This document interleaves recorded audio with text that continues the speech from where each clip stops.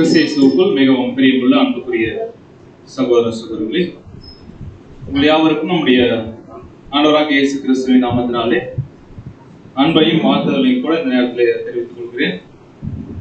தேவன் நம் மீது வைத்த இரக்கம், அவருடைய கிருபை, நாம் ஒவ்வொரு வாரமும் நம்முடைய வேதத்தில் இருக்கக்கூடிய ரகசியங்கள் மறைபொருட்கள் என்ன பண்ணிட்டு இருக்கிறோம், படிச்சுட்டு இருக்கிறோம். எந்த வகையில் அப்படின்னு பார்க்கும்போது, சத்தியத்தையும் அறிவீர்கள், சத்தியம் உங்களை விடுதலையாக்கும் அப்படின்ற அந்த வார்த்தைக்கு இருப்ப.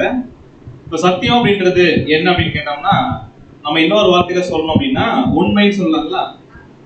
இப்ப இந்த உண்மை அப்படின்ற ஒரு விஷயத்தை நம்ம அறிந்து கொள்ளும் போது, உண்மை எதுல இருந்து விடுதலையாக்கும்?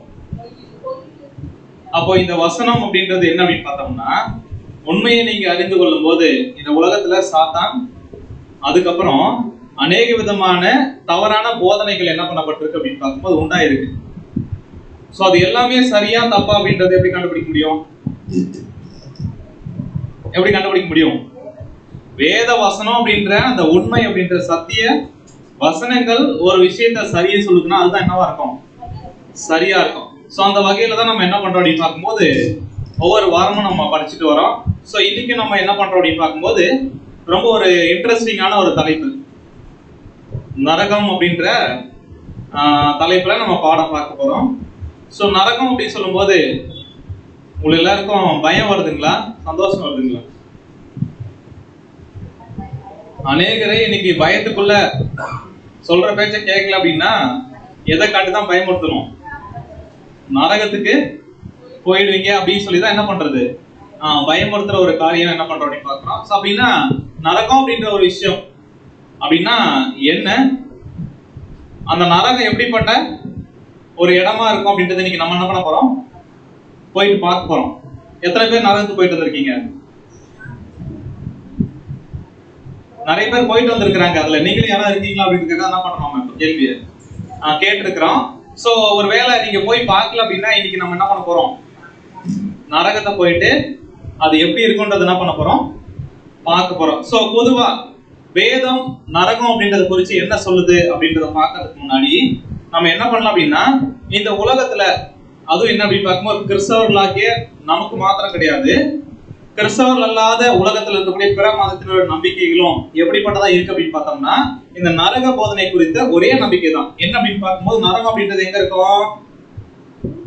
பூமிக்கு அடியில. கரெக்டுங்களா? ரொம்ப ஆழமா தோண்டிக்கிட்டே போனா அங்க என்ன பண்ணணும், நெருப்பு எரிஞ்சுக்கிட்டே இருக்கும். அங்க என்ன இருக்கும் அப்படின்னு பார்க்கும்போது எண்ணெய் சட்டி இருக்கும், அதுல எண்ணெய் கொதிச்சுக்கிட்டே இருக்கும். அந்த கொதிக்கிற நெருப்புல என்ன பண்ணுவாங்க,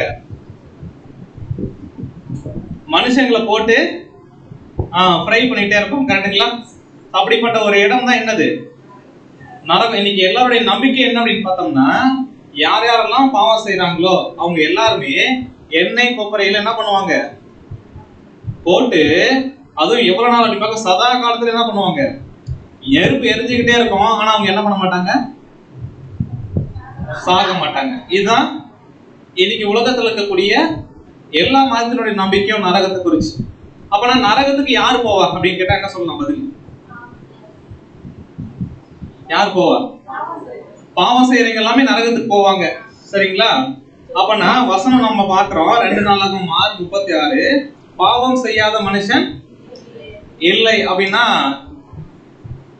யார் யாரெல்லாம் நரகத்துக்கு போவாங்க? அவ பாவம் செய்யாத மனுஷன் இல்லை அப்படின்னா அவ பாவம் செய்யறாங்க எல்லாருமே. அவ பாவம் செய்யற எல்லாருமே எங்கதான் போயாகணும்? நரகத்துக்கு தான் போயாகணும். கரெக்டுங்களா? வேற ஆப்ஷனே இல்லைங்களா? அப்படின்னா இப்ப பாவம் செய்யாத மனுஷன் இல்லை அப்படின்னா எல்லாருமே எங்கதான் போகணும்? சரி, நரகம் அப்படின்ற ஒரு விஷயம் இப்ப மனுஷங்களுக்கு அங்க என்ன இருக்கு அப்படின்னு பார்க்கும்போது நிறைய வேதனைகள் இருக்கு. கரெக்டுங்களா? அவங்க எண்ணெயில போட்டு எரிக்கும் போது என்ன ஆகும், அவங்களுக்கு வலி வேதனைகள் இருக்கும். ஆனா அவங்க சாகவே மாட்டாங்க. அதுதான் அவங்களுடைய நம்பிக்கை. அப்ப சாகாம எவ்வளவு நாள் இருப்பாங்க அப்படின்ற ஒரு கேள்வி கேட்டா அப்படின்னா அது எத்தனை வருஷம்னா என்ன பண்ணாது தெரியாது. அவங்க மட்டும் என்ன பண்ணும், நெருப்பு எரிஞ்சுக்கிட்டே இருக்கும். இவங்க என்ன பண்ணுவாங்க, எரிஞ்சுக்கிட்டே கத்திக்கிட்டே என்ன பண்ணுவாங்க இருப்பாங்க. எப்பயுமே சாகவே மாட்டாங்க. அப்படின்னா அந்த ஜீவனுக்கு என்ன பெயர் சொல்லலாம்? நம்முடைய ஆண்டவர் என்ன சொல்லியிருக்கிறார் அப்படின்னு பார்த்தோம்னா 1 யோவான் 2:25 படிக்கலாம். 1 யோவான் 2ஆம் அதிகாரம் 25ஆம் வசனம். நித்திய ஜீவனை அளிப்பேன் என்பதே அவர் நமக்கு செய்த வாக்குத்தத்தம். சோ நித்திய ஜீவன் அப்படின்றது என்னன்னு பார்த்தோம்னா ஒரு சாகாமை அப்படின்ற ஒரு விஷயம், எப்பயுமே உயிரோட இருக்கிற ஒரு ஜீவன், கரெக்டுங்களா? இப்ப நரகத்துக்குள்ள ஒருத்தவங்க போனாலுமே எப்பயுமே சாக மாட்டாங்க அப்படின்னா அந்த நித்திய ஜீவன் அப்படின்றது நமக்கு கொடுத்த வாக்குத்தத்தமா இல்ல நரகத்துல போய் கஷ்டப்படுறவங்களுக்கா? சரி, அடுத்து என்ன ஒரு விஷயம் அப்படின்னு பார்க்கும்போது இந்த பூமியில எத்தனை நாள் ஒரு மனுஷன் பாவம் செய்வான்? அதிகபட்சமா அப்படின்னா இந்த பூமியில எவ்வளவு நாள் அவங்களால உயிரோட இருக்க முடியுமோ அவ்வளவு நாள் வரைக்கும் தான். சோ இப்ப என்ன அப்படின்னு பார்க்கும்போது முன்னாடி எல்லாம் 60 வருஷம், அதுக்கப்புறம் 40 வருஷம், இப்ப என்ன ஆச்சு அப்படின்னு பார்க்க 30 வருஷத்துக்கு என்ன இல்லை அப்படின்னு பார்க்க உத்தரவாதம் இல்லை, கரெக்டுங்களா? சரி, அதிகபட்சமா ஒரு மனுஷனுடைய வாழ்நாட்கள்ல அவன் எத்தனை மணி நேரம் பாவம் செய்வான்?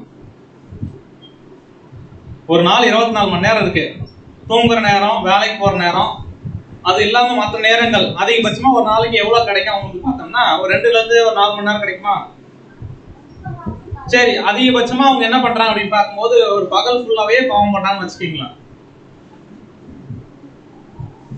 அவங்களுடைய வாழ்நாட்கள் என்ன அப்படின்னு பார்க்கும்போது ஒரு 60 வருஷம் அப்படின்னா பாதிக்கு பாதின்னு கூட வச்சுக்கலாம். இது ரொம்ப ஜாஸ்தி, ஆனா அவ்வளோலாம் என்ன பண்ண போறது இல்லை, அவங்க பாவம் செய்யறதுக்கான டைம் இருக்க போறது இல்லை.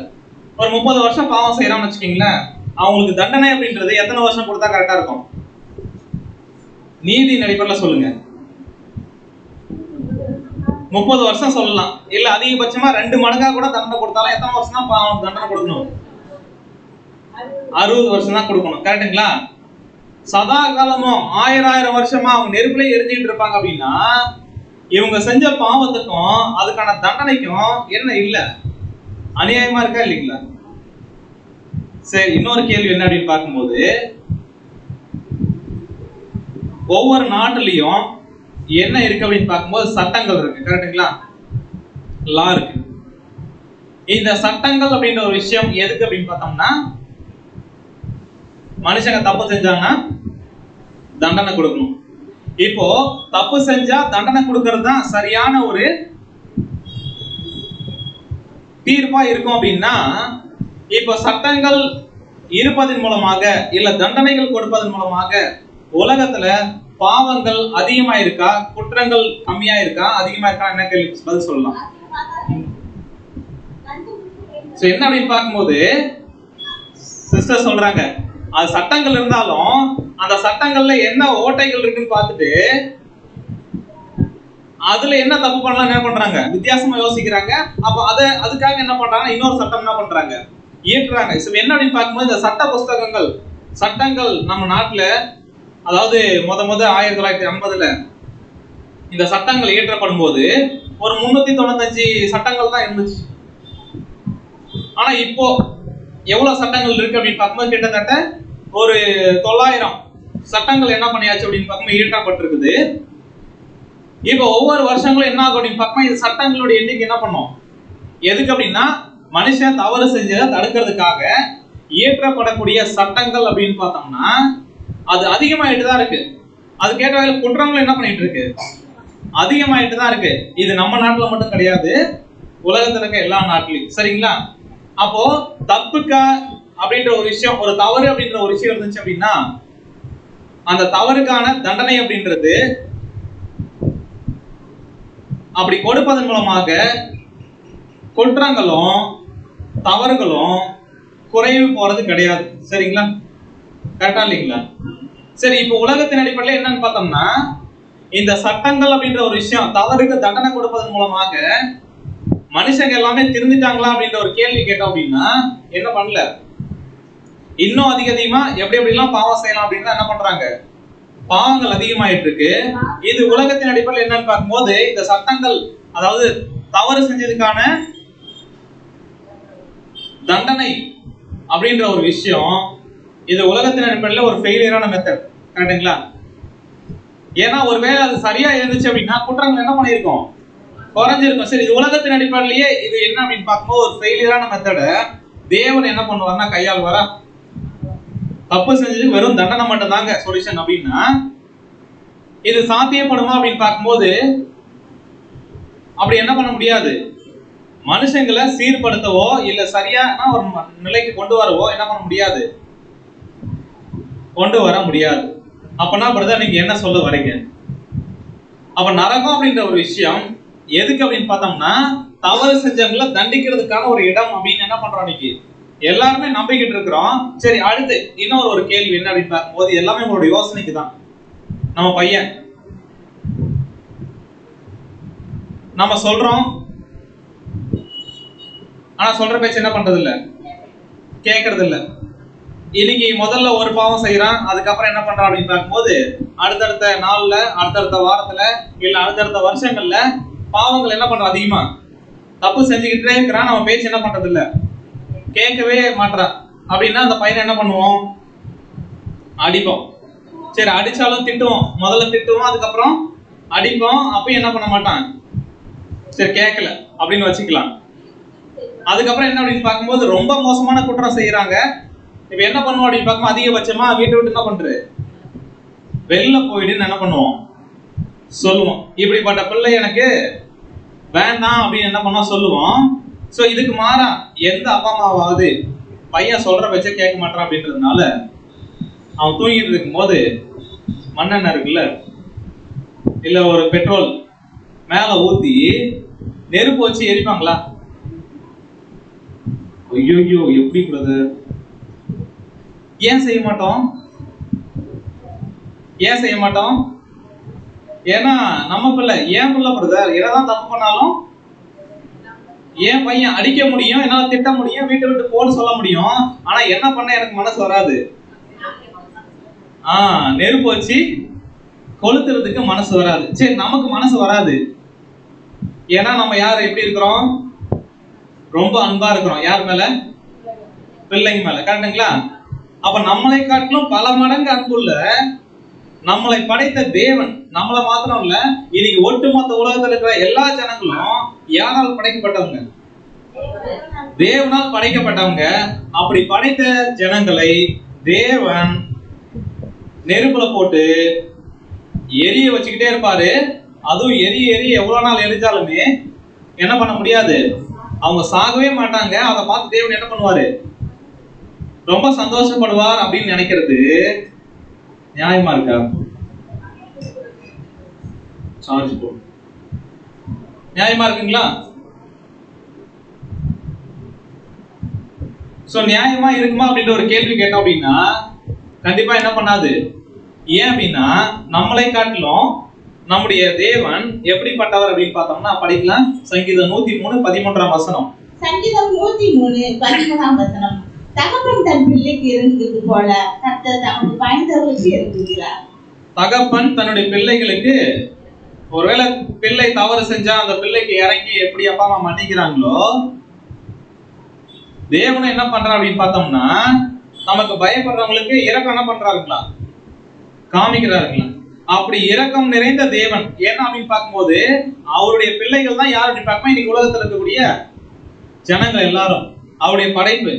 சோ அப்படிப்பட்டவங்களை இந்த மாதிரி நரகத்துல போட்டு வாட்டி வதைக்கிறது அப்படின்றது அது நம்மை காட்டிலும் நாம வணங்கக்கூடிய தேவன் எப்படியா காமிக்கிறோம் அப்படின்னு பார்த்தோம்னா ரொம்ப கொடூரமானவரா என்ன பண்றோம், காமிக்கிறோம்.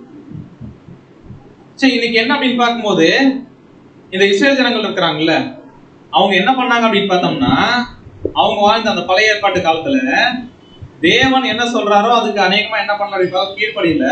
ஆனா தேவன் சொல்லாத விஷயத்தை என்ன பண்ணாங்க, அவங்க செஞ்சுக்கிட்டு இருந்தாங்களா. என்ன செஞ்சாங்களாம் அப்படின்னு பார்த்தோம்னா படிக்கலாம் பாருங்க. உபாகமம் 18ஆம் அதிகாரம் 10ஆம் வசனம் முதல். உபாகமம் 18ஆம் அதிகாரம் 10ஆம் வசனம். தன் மகனையாவது தன் மகளையாவது தீ கடக்க பண்ணுகிறவனும், குறி சொல்கிறவனும், நாள் பார்க்கிறவனும், அஞ்சனம் பார்க்கிறவனும், சூனியக்காரனும். சோ தன்னுடைய மகனையாவது மகளையாவது தீ கடக்கப்படுறாங்க அப்படின்னா என்னன்னு பார்த்தோம்னா தீயில என்ன பண்ணுவாங்க அப்படின்னு பார்க்கும்போது கடக்க பண்ணுவாங்க அப்படின்னு சொல்லப்பட்டிருக்கு. ஆக்சுவலி என்னன்னா அப்படின்னு பார்த்தோம்னா, இந்த மேல நெருப்பு மேல என்ன பண்ணுவாங்கன்னா குழந்தைகள் என்ன பண்ணுவாங்க, போடுற ஒரு விஷயம். இதுவே என்ன அப்படின்னு பார்க்கும்போது ரொம்ப தவறான விஷயம். இப்படி பண்றவங்க என்ன பண்ணணும் அப்படின்னு பார்த்தோம்னா, அடுத்து படிக்கலாம் சார். 11ஆம் வசனம். மந்திரவாதியும் சம்பந்தக்காரனும் மாயவித்தைக்காரனும் செத்தவர்களிடத்தில் குறி கேட்கிறவனும் உங்களுக்குள்ளே இருக்க வேண்டாம். இப்படிப்பட்டவங்க யாருமே இருக்க வேண்டாம். இது இவெல்லாம் யார் அப்படின்னு பார்த்தோம்னா, இது யாருக்கு சொல்றாருன்னா இஸ்ரேல் ஜனங்களுக்கு சொல்றாரு. அவங்க எங்க போக போறாங்க அப்படின்னு பார்த்தோம்னா, கானான் தேசத்துக்குள்ள. அங்க போகும்போது இங்க புறஜாதி ஜனங்கள் எல்லாமே இருப்பாங்க இல்லையா, தேவனை வணங்காதவங்க. அவங்க என்னென்ன விஷயங்கள்லாம் செஞ்சுக்கிட்டு இருப்பாங்க. அப்படி செய்யறவங்க யாருமே என்ன பண்ண வேண்டாம், உங்களுக்குள்ளார இருக்க வேண்டாம். இப்படிப்பட்டவங்களை செய்கிறவங்க யார் அப்படின்னு பார்த்தோம்னா, படிக்கலாம் 12ஆம் வசனம். இப்படிப்பட்டவர்களை செய்கிறவன் எவனும் கர்த்தருக்கு அருவருப்பானவன். இப்படிப்பட்ட அருவருப்புகளின் நிமித்தம் உன் தேவனாகிய கர்த்தர் அவர்களை உன் முன்னின்று திருத்தி விடுவார். சோ இப்படி பண்றவங்க எல்லாருமே யார் அப்படின்னு பார்த்தோம்னா, ரொம்ப அருவருப்பானவங்க. அதனால அவங்க எல்லாரையும் உங்களுடைய தேசத்துல எல்லாம் என்ன பண்றீங்க, நீங்க துரத்தி விட்டுருக்கு. நீங்க போனதுக்கு அப்புறம், கானான் தேசம் போனதுக்கு அப்புறம் இப்படிப்பட்ட ஜனங்களை என்ன பண்ணுங்க அப்படின்னு பார்க்கும்போது துரத்தி விட்டுருவங்க. ஏன் அப்படின்னா, இந்த மாதிரியான காரியத்தை நான் என்ன பண்றேன், அருவருக்கிறேன் அப்படின்ற ஒரு விஷயத்தை என்ன பண்றாருன்னா சொல்றாரு. சரிங்களா? இப்ப என்ன ஒரு விஷயம் அப்படின்னு பார்க்கும்போது, இந்த தீ கடக்கிற ஒரு விஷயத்தையே என்ன பண்ணல, அவரு விரும்பல. அருவருக்கிற ஒரு விஷயமா என்ன பண்றாரு, தேவன் பாக்குறாரு. அப்படி இருக்கும்போது தீயில போட்டு எப்பயுமே ஜனங்களை எரிய வச்சிட்டு இருக்கிறார் அப்படின்ற ஒரு நம்பிக்கை இருக்கு இல்லைங்களா, அது எந்த அளவுக்கு தேவனுக்கும் அந்த காரியத்துக்கும் ஒத்து போகுது அவருடைய குணலட்சணங்களுக்குன்றது நம்ம என்ன பண்ணலாம், யோசிச்சு பார்க்கலாம். அப்படியா பார்க்கும்போது இன்னொரு வசனம் வாசிக்கலாம். எரேமியா 32ஆம் அதிகாரம் 35ஆம் வசனம் படிக்கலாங்க. எரேமியா 32 35ஆம் வசனம்.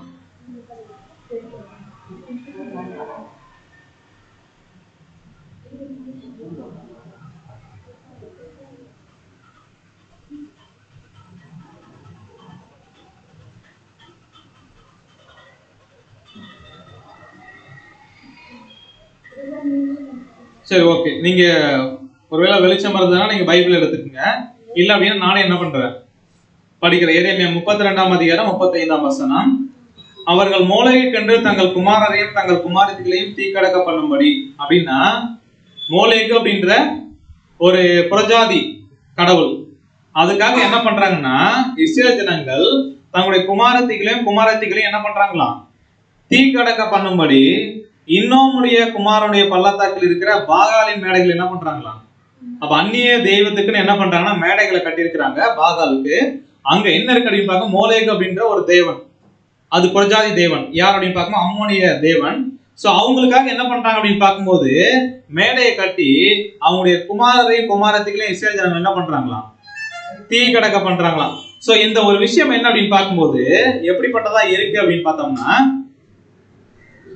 தேவன் இதுக்கு முன்னாடி நம்ம அருவருக்கிற ஒரு காரியமா என்ன பண்ணாங்க, தீ கடக்கிற ஒரு விஷயம் சொன்னார் இல்லைங்களா. இப்ப அதே ஒரு விஷயத்த இந்த இஸ்ரேல் ஜனங்கள் என்ன பண்றாங்க அப்படின்னு பார்த்தோம்னா, துரத்தி விடுங்கன்னு சொன்னாரு. ஆனா அங்க போயிட்டு இவங்க என்ன பண்ணிட்டாங்க, அதே ஒரு விஷயத்த ஃபாலோ பண்ண ஆரம்பிச்சிட்டாங்க, கை கொள்ள ஆரம்பிச்சிட்டாங்க. எப்படி கை கொண்டாங்க அப்படின்னு பார்க்கும்போது இப்ப படிங்க சார். எரேமியா 32ஆம் அதிகாரம் 35ஆம் வசனம். அவர்கள் மேலுக்கு சென்று தங்கள் குமாரரையும் தங்கள் குமாரத்திகளையும் தீக்கடக்க பண்ணும்படி இன்னோமுடைய குமாரனின் பள்ளத்தாக்கில் இருக்கிற பாகாலின் மேடைகளை கட்டினார்கள். யூதாவை பாவம் செய்ய பண்ணுவதற்கு அவர்கள் இந்த அருவருப்பான காரியத்தை செய்ய வேண்டும் என்று நான் அவளுக்கு கற்பித்ததும் இல்லை, அது என் மனதிலே தோன்றினதும் இல்லை. தேவன் அவங்களுக்கு சொல்லி கொடுக்காத ஒரு விஷயம். அதுவும் என்னன்னு பார்த்தா அப்படி மனசுல கூட என்ன பண்ணிக்கலாம், எப்படியா தோணலையா. என்ன விஷயம் அப்படின்னு பார்க்க, இந்த மோளேகு தேவன் அப்படின்ற அந்த கடவுள், அந்த விக்கிரகம் எப்படி இருக்கும் அப்படின்னு பார்த்தோம்னா, கையை என்ன பண்ணும் அப்படின்னு பார்க்கும்போது இப்படி வச்சிருக்கோம். கீழே என்ன பண்ணுவாங்கன்னா, அந்த சிலைக்கு கீழே தீ என்ன பண்ணுவாங்க அப்படின்னு பார்க்கும்போது எரிய வச்சு அந்த சிலையை எப்படி இருக்கும் அப்படின்னு பார்க்கும்போது தக தகன்னு என்ன பண்ணிருக்கோம், நெருப்புல எரிஞ்சுக்கிட்டு இருக்கோம். இந்த இஸ்ரேல் ஜனங்கள் என்ன பண்ணுவாங்கன்னா, தங்களுடைய பிள்ளைகளை நரபலியா கொடுப்பாங்க. எப்படி அப்படின்னு பார்க்கும்போது அந்த தெய்வம் அப்படி கேட்கும் இல்லைங்களா, அந்த கையில கொண்டு போய் என்ன பண்ணுவாங்க அப்படின்னு பார்க்க, குழந்தைய வைப்பாங்க. அந்த கை வச்ச உடனே அந்த குழந்தை என்ன பண்ணும், அப்படியே எரிஞ்சு செத்து போயிடும். இப்படிப்பட்ட ஒரு விஷயத்தான் என்ன பண்ணாங்க அப்படின்னு பார்க்கும்போது தங்களுடைய குமாரர்களையும் குமாரத்திகளையும் என்ன பண்றாங்க, தீ கடக்க பண்றதுன்னா நெருப்புல நடக்க வர்ற விஷயம் கிடையாது, மாறாக நெருப்புல பலியா கொடுக்க வேண்டிய விஷயம், எரிக்கிற ஒரு விஷயம். இத பண்ணிட்டு இருந்தாங்க. இந்த ஒரு விஷயம் யாருக்கு விருப்பமே இல்லைங்களா? தேவனுக்கு. அதே வகையில அவருடைய இருதயத்துல கூட என்ன பண்ணல, இந்த ஒரு காரியம் தோன்றல. இந்த ஒரு காரியத்தை என்ன பண்றாங்கன்னா அவங்க செஞ்சுட்டு இருக்காங்க. படிக்கலாம் பாருங்க, எரேமியா 7ஆம் அதிகாரம் 31ஆம் வசனம். எரேமியா 7ஆம் அதிகாரம் 31ஆம் வசனம். தங்கள் குமாரரையும் தங்கள் குமாரத்திகளையும் அக்கினியிலே தகனிக்கிறதுக்காக. சோ என்ன அப்படின்னு பார்க்கும்போது அவருடைய குமாரர்களையும் குமாரத்திலையும் அக்கினியில என்ன பண்ணாங்கன்னா தகனிக்கிறது. அப்படின்னா நெருப்பு கிட்ட கொண்டு போய் காமிக்கிறது கிடையாது, நெருப்புல என்ன பண்றது, எரிய வச்சு பலி கொடுக்கிற ஒரு விஷயம். சோ இததான் என்ன பண்ணாங்க அப்படின்னு பார்க்கும்போது அந்த மோலேக்கு அப்படின்ற அந்த புறஜாதி கடவுளுக்கு இவங்க என்ன பண்ணாங்கன்னா தங்களுடைய பிள்ளைகளை பலியா என்ன பண்ணாங்க, கொடுத்துட்டு இருந்தாங்க. அதுக்காக மேடைகளை கட்டினாங்க. அதை நான் கட்டளையிடவும் இல்லை, என் மனதில் என்ன பண்றீங்களா, தோன்றவும் இல்லை. எது அப்படின்னு பார்த்தோம்னா பிள்ளைகளை கொண்டு போயிட்டு, அது யாருடைய பிள்ளைகள், அவங்க இஸ்ரேல் ஜனங்களுடைய பிள்ளைகள் கொண்டு போயிட்டு இந்த மாதிரி அக்கினிகளை தகனிக்கிற ஒரு விஷயம் எனக்கு விருப்பமே இல்லைன்னு தேவன் என்ன பண்றாரு, சொல்றாரு. இப்ப நாம தேவனை எப்படி பார்த்துட்டு இருக்கிறோம், எப்படி பார்க்கிறோம்?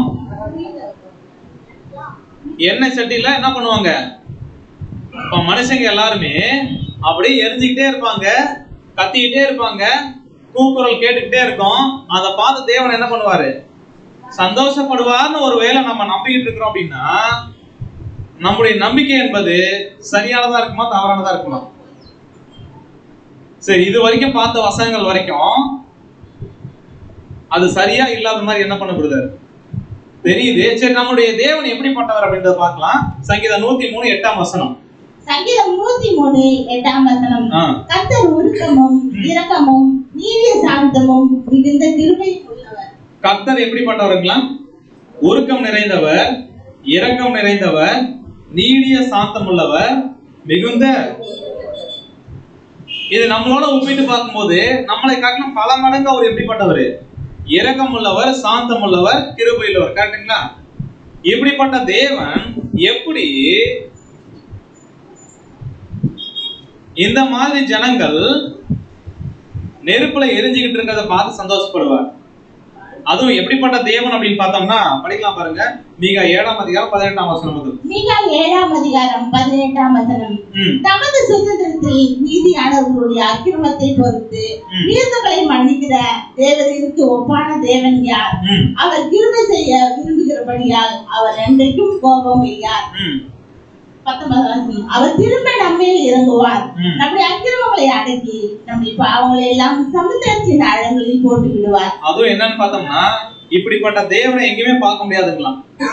எப்படிப்பட்ட தேவன் அப்படின்னா ஒருவேளை பாவம் செஞ்சுட்டாங்க, தவறிட்டாங்க அப்படின்னா அவங்களுடைய மீறுதலை மன்னிக்கிறதுக்கு ஒப்பான தேவன் யார் இருக்கா இந்த உலகத்துல? இப்படிப்பட்ட தேவன் அவருடைய கிருபை செய்ய விரும்புகிறபடியால் அவர் என்றென்றைக்கு என்ன பண்ண மாட்டாரு, கோபமாக என்ன பண்ண மாட்டாரு, இருக்க மாட்டாரு, நம்ம மேல இறங்குவாரு. ஒரு வேளை அக்கிரமம் செஞ்சோம் அப்படின்னா நம்முடைய பாவங்கள் இருக்கு அப்படின்னா அது எல்லாத்தையும் என்ன பண்றாருங்களா, சமுத்திரத்தின் ஆழத்துல போய் என்ன பண்றாருங்களா, போட்டுருவாரு. இப்படிப்பட்ட அன்புள்ள தேவன் தான் யாரு? நம்முடைய வேதத்துல சொல்லப்பட்ட நம்முடைய கர்த்தர். சரிங்களா? அப்படி பார்க்கும்போது இப்படிப்பட்ட தேவன் அதான் என்ன பண்றோம் அப்படின்னு பார்க்கணும். அப்படி ஆண்டவர் என்ன சொல்லிட்டாருன்னா படிக்கலாம். லூக்கா 6ஆம் அதிகாரம் 36ஆம் வசனம். லூக்கா 6ஆம் அதிகாரம் 36ஆம் வசனம். ஆகையால் உங்கள் பிதா இரக்கமுள்ளவராய் இருக்கிறது போல நீங்களும் இரக்கமுள்ளவராய் இருங்கள். சோ என்ன அப்படின்னு பார்க்கும்போது இரக்கமுள்ளவரா யார் இருக்கறா? பிதாவாகிய தேவன் இருக்கிறாரு. நாமளும் இப்படிதான் இருக்கணுமா? அப்ப இரக்கம் இல்லாத ஒரு விஷயத்தை என்ன பண்ண முடியாது, நம்ம யோசிக்க முடியாது. ஒருவேளை மனுஷன் தவறு செய்யறான், மீறுதல் பண்றான் அப்படின்னு சொல்லிட்டு ஒரு நீதிமன்றத்துக்கு முன்னாடி தேவன் அவங்களை கூப்பிட்டு ஒருவேளை நியாயம் விசாரிக்கிறான்னு வச்சுக்கீங்களேன். இந்த தப்பு நீ பண்ண, இதுக்கெல்லாம் இந்த தண்டனை இல்ல, நீ பண்ணதெல்லாம் சரி, நீ என்கிட்ட என்ன பண்ணு சொல்லு அப்படின்னு ஒருவேளை ஒவ்வொரு மனுஷங்களையும் கூப்பிட்டு அவர் பேசுறான்னு வச்சுக்கீங்களேன், வழக்காட சொல்றாருன்னு வச்சுக்கீங்களேன், நம்மளாம் என்ன பண்ணுவோம்? சரி, எப்படி அப்படின்னு பார்க்கலாம் பாருங்க. ஏசாயா 57 16ஆம் வசனம். ஏசாயா 57:16 நான் எப்போதும் வழக்காட மாட்டேன், நான் என்றைக்கும் கோபமா இருப்பதில்லை என்றால் ஆவியும் நான் உண்டு பண்ணின ஆத்மாக்களும் என் முகத்துக்கு முன்பாக சோர்ந்து போகும். ஒருவேளை தேவன் அதை பண்ணணும்னு நினைச்சாருன்னா நம்மளாம் என்ன பண்றோமா? சோர்ந்து போயிடுவோம். ஒரு நாள் தூங்கி ஏஞ்சதுல இருந்து திரும்ப தூங்குறதுக்கு போற வரைக்கும் நீங்க என்னென்னலாம் பாவம் செஞ்சீங்க, எங்கெல்லாம் தவறுனீங்க அப்படின்னு சொல்லிட்டு ஒவ்வொரு லிஸ்ட் போட்டு என்ன பண்ணாருன்னா ஒரு வேளை தண்டிக்கணும்னு விரும்பிட்டாருன்னு வச்சுக்கீங்களேன், தயவு செஞ்சு தேவனை என்ன பண்றீங்களே விட்டுருங்க தேவனே அப்படின்னு கெஞ்ச ஆரம்பிச்சிருவோம். அதனால தேவன் என்ன பண்ண மாட்டாருங்களா? வழக்குக்கு என்ன பண்ண மாட்டாரு, நம்மளை கூப்பிட மாட்டாருங்களா? சோ இப்ப என்ன ஒரு விஷயம் அப்படின்னு பார்க்கும்போது, ஒருவேளை மனுஷங்க பாவம் செஞ்சதுக்கு அப்புறம் பாவம் கீழ்படியாமை, அதுக்கப்புறம் அதனால பாவம் வந்துச்சு. இப்ப பாவம் வந்தாலும் அதுக்கப்புறம் என்ன ஆயிடுச்சு? மரணம் அப்படின்ற ஒரு தண்டனை என்ன ஆயிடுச்சு மனுஷங்களுக்கு? ஆதாமுக்கு வந்துருச்சு. அதுக்கப்புறம் ஆதாமுடைய சந்தையா இருக்கிற எல்லாருமே சாகுறாங்கன்னா என்ன காரணம்? பாவத்தினுடைய தண்டனை தான் மரணம். சரிங்களா? பாவத்தினுடைய சம்பளம் என்னது? மரணமா நரகமா? இல்ல மரணம் சொல்றீங்க. பாவத்தினுடைய சம்பளம் நரகம் தானே இவ்வளவு நாள் நம்பிக்கிட்டு இருக்கிறோம். அப்படிங்களா? சரி, என்ன ஒரு விஷயம் அப்படின்னு பார்க்கும்போது பாவத்தினுடைய சம்பளம் தான் ஏன் மனுஷன் சாகறான் அப்படின்னா அது பாவத்தினுடைய தண்டனை தான். என்னது அது? மரணம். சரி, மனுஷன் வந்து என்ன பண்றான்னா எல்லாரும் மரணத்துக்குள்ள போயிட்டாங்க.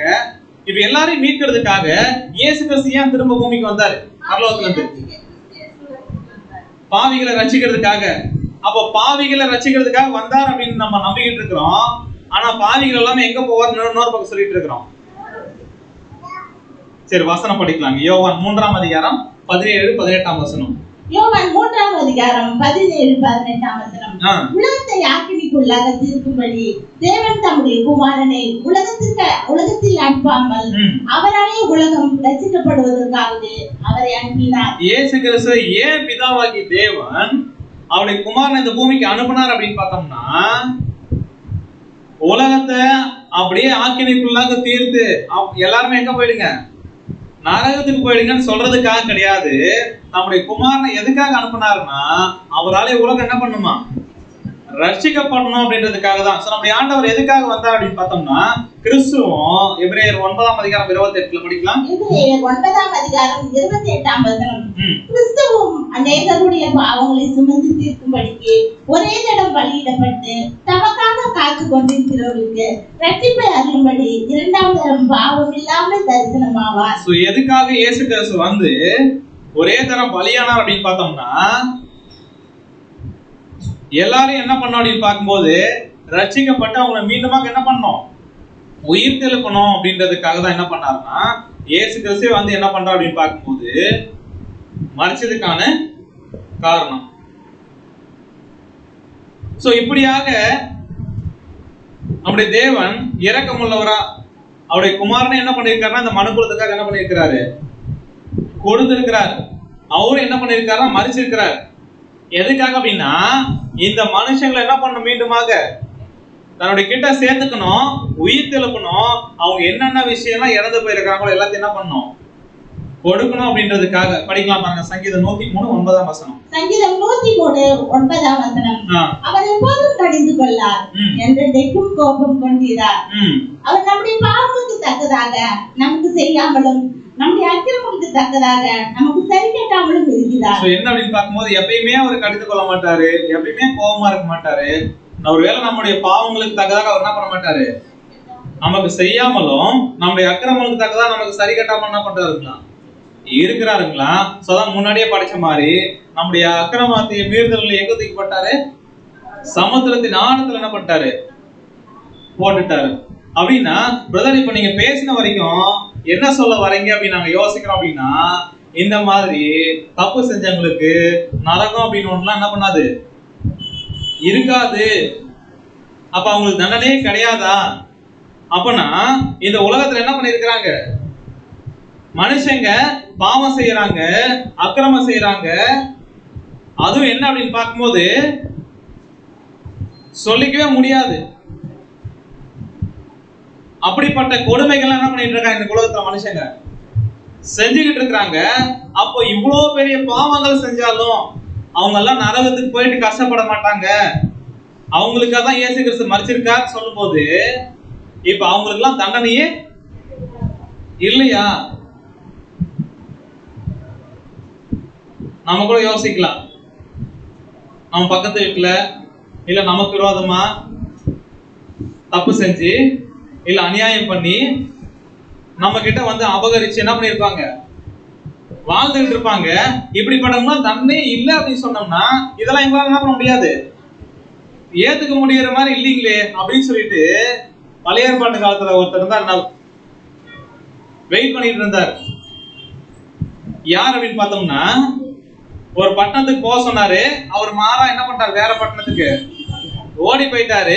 ஏன் அங்க போக சொன்னார் அப்படின்னு பார்த்தோம்னா அந்த ஜனங்க அக்கிரம பாவம் என்ன பண்றாங்க, செஞ்சுட்டு இருக்கிறாங்க. யாரும் கண்டுபிடிக்க முடியுதுங்களா? யோனா. எங்க போக சொன்னார் அவரு? நினிவே போக சொன்னார். அவர் எங்க போனாரு? தர்சீசுக்கு போயிட்டாரு. ஏன்? ஜனங்க கொண்டுடுவாங்கன்னு இல்ல, ஒருவேளை அவர் போய் சொல்லி அவர் மனம் திரும்பிட்டாங்கன்னா இவ்வளவு தூரம் இவர் பிரயாசப்பட்டு போய் தன்னுடைய ஜீவனை என்ன பண்ணாரு, இழந்து போயிடுவோம் அப்படின்ற அந்த ஒரு பயத்துல போய் எல்லாத்தையும் சொன்னாலும் ஒருவேளை மனம் திரும்பிட்டாங்கன்னா தேவன் என்ன பண்றாரு, அவங்கள மன்னிச்சிருவாரு. இரக்கமுள்ள ஒரு தேவனாச்சே, நம்ம அதுக்காக என்ன பண்ண மாட்டேன், நான் அங்க போக மாட்டேன் வேற எங்கேயோ போனாரு. ஆனா தேவன் என்ன பண்ணார், மீண்டுமா அங்க போய் என்ன பண்ணாருன்னா நினிவேல அவங்களுடைய பாவங்கள் என்ன பண்ண சொன்னாரு, அறிக்கையிட சொன்னார். என்ன அப்படின்னு பார்க்கும், அங்க போய் நீங்க அழிஞ்சு போயிடுங்க அப்படின்ற ஒரு ஜட்ஜ்மெண்ட் என்ன பண்றாரு, சொல்றாரு. ஜனங்க என்ன பண்ணிட்டாங்க, மனசு மாறிட்டாங்க. ஆனா யார் மனசு மாறல, யார் மனசு மாறல, யோனா மனசு மாறல. என்னன்னா தேவனே என்ன பண்ணிட்டாருன்னா அந்த ஜனங்கள் எப்படிப்பட்ட ஜனங்களா இருக்கிறாங்க அப்படின்னு பார்த்தோம்னா படிக்கலாம் பாருங்க. யோனா 4ஆம் அதிகாரம் 11ஆம் வசனம். வலது கைக்கும் இடது கைக்கும் வித்தியாசம் அறியாத 124,000 பேருக்கும் அதிகமான மனுஷரும் அநேக மிருக ஜீவன்களும் இருக்கிற மகா நகரமாகிய நினிவேக்காக நான் பரிதபியாமல் இருப்பேனோ. தேவன் என்ன பண்றாருன்னா இவர் சொன்னதை என்ன பண்ணல, தேவன் செய்யலன்னு மனசு மாறினதுனால யோனாவுக்கு ரொம்ப கோபம் வந்து என்ன பண்றாரு, எரிச்சல் ஆகுறாரு. எப்போ தேவன் அழிப்பாருன்னு பார்த்துட்டு இருக்கிறாரு. ஆனா தேவன் என்ன பண்ணல, அழிக்காம மனசு மாறிட்டாரு. இதனால என்ன பண்றாருன்னா தேவன் மேல இவர் என்ன பண்றாரு, எரிச்சல் ஆகுறாரு. அதனால தேவன் என்ன பண்றாருன்னா ஒரு மரத்தை முளைக்க வச்சாரு. ஒரு பூச்சியை வந்து என்ன பண்ண சொன்னாரு, அதை சாப்பிட சொன்னாரு.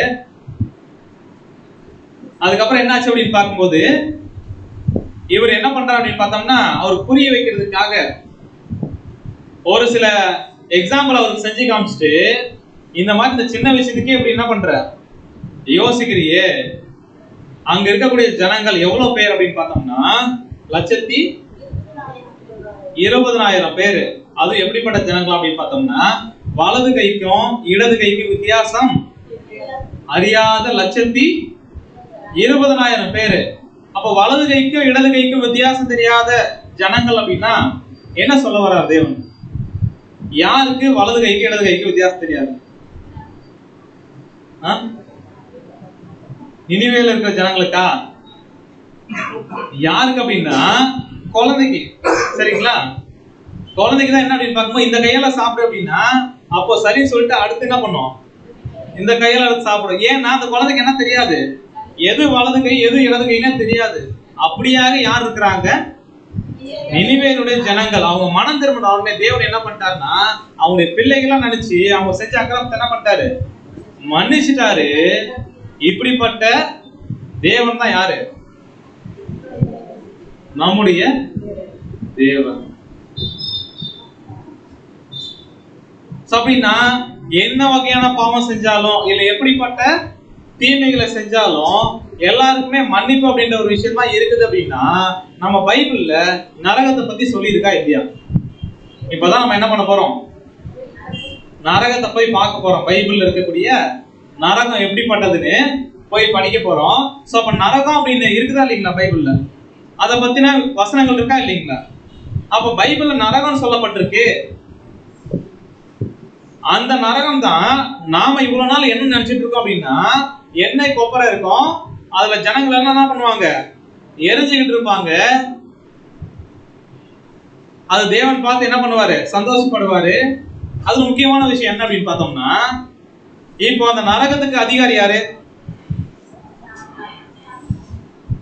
நரகத்துக்கு அதிகாரி யாரு? பிசாசாகிய சாத்தான். சரிங்களா? அவர் தான் என்ன பண்றாருன்னா, ஜனங்களை நரகத்துல போட்டு என்ன பண்றாரு, வறுத்து எடுத்துட்டு இருக்கிறாரு. கரெக்டுங்களா? இப்ப இந்த ஜனங்கள் எல்லாமே நரகத்துக்கு போறதுக்கு காரணம் யாரு? சாத்தான் தான். கரெக்டுங்களா? ஏன்னா ஆதாம் ஆரம்பிச்சு இன்னைக்கு வரைக்கும் என்ன பண்றான், பாவம் செய்ய வச்சு இப்ப என்ன பண்றாங்க அப்படின்னு பார்க்கும்போது, எல்லாருமே இந்த பூமியில என்ன பண்ணாங்கன்னா, யார் பேச்சுதான் கேட்டாங்க, சாத்தானுடைய பேச்சு தானே கேட்டாங்க. இப்ப அவங்க சாத்தான் சொல்ற பேச்செல்லாம் கேட்டு இருக்கிறாங்க அப்படின்னா, அந்த ஜனங்களுக்கு சாத்தான் நல்லது செய்யணுமா தீமை செய்யணுமா? அப்புறம் ஏன் என்ன செட்ல இங்கே பாவம் செய்ய வச்சுட்டு நரகத்திலயும் வேற என்ன பண்றது, போயிட்டு எண்ணெயில போட்டு வறுத்துக்கிட்டு இருக்கிற ஒரு வேலையை செஞ்சுட்டு இருக்கிறான் அப்படின்னா இது நியாயமா இருக்கா? என்ன வரைக்கும் பார்க்கும்போது இந்த மாதிரி நம்பிக்கை ஏன் அப்படின்னு பார்த்தோம்னா, ஏன் அங்க நரகத்துக்கு அதிகாரி சாத்தான் சொல்றோம்னா, தேவன் அங்க வச்சு நம்மளால என்ன பண்ண முடியல, பார்க்க முடியல. இந்த மாதிரி மனுஷங்க வேதனை பண்றதை பார்க்கிற தேவன் நமக்கு இல்ல. அதனால அங்க யாரு அதிகாரியா வச்சிட்டாரு? இங்க பூமியில பாவம் செய்ய வச்சது மட்டும் அல்லாம நரகத்திலயும் போயிட்டு அவங்களை கொடுமைப்படுத்துற வேலைக்கும் தேவன் அவர் அப்பாயிண்ட் பண்றாருன்னா, இது நியாயமா இருக்குமா அப்படின்னு பார்க்கும்போது இது நியாயமாவே என்ன பண்ணாது, இருக்காது. அப்ப நரகம் அப்படின்னா என்ன பிரதர்? வசனம் நம்ம நரகம்னு இருக்கே பைபிள்ல, அதுக்கான விளக்கம் என்ன அப்படின்றத நம்ம என்ன பண்ணலாம் அப்படின்னு பார்க்கும்போது, நரகம் அப்படின்ற வார்த்தைக்கான அர்த்தம் என்னன்னு பார்த்து நம்ம என்ன பண்ணலாம், வசனங்கள் என்ன சொல்லுதுன்னு பார்க்கலாம். நரகம் அப்படின்னாலே என்ன அர்த்தம் அப்படின்னு பார்க்கும்போது, நரன் கூட்டல் அகம். நரன் அப்படின்னா யார் தெரியுங்களா? நரபலி அப்படின்னா என்ன அர்த்தம் தெரியுங்களா?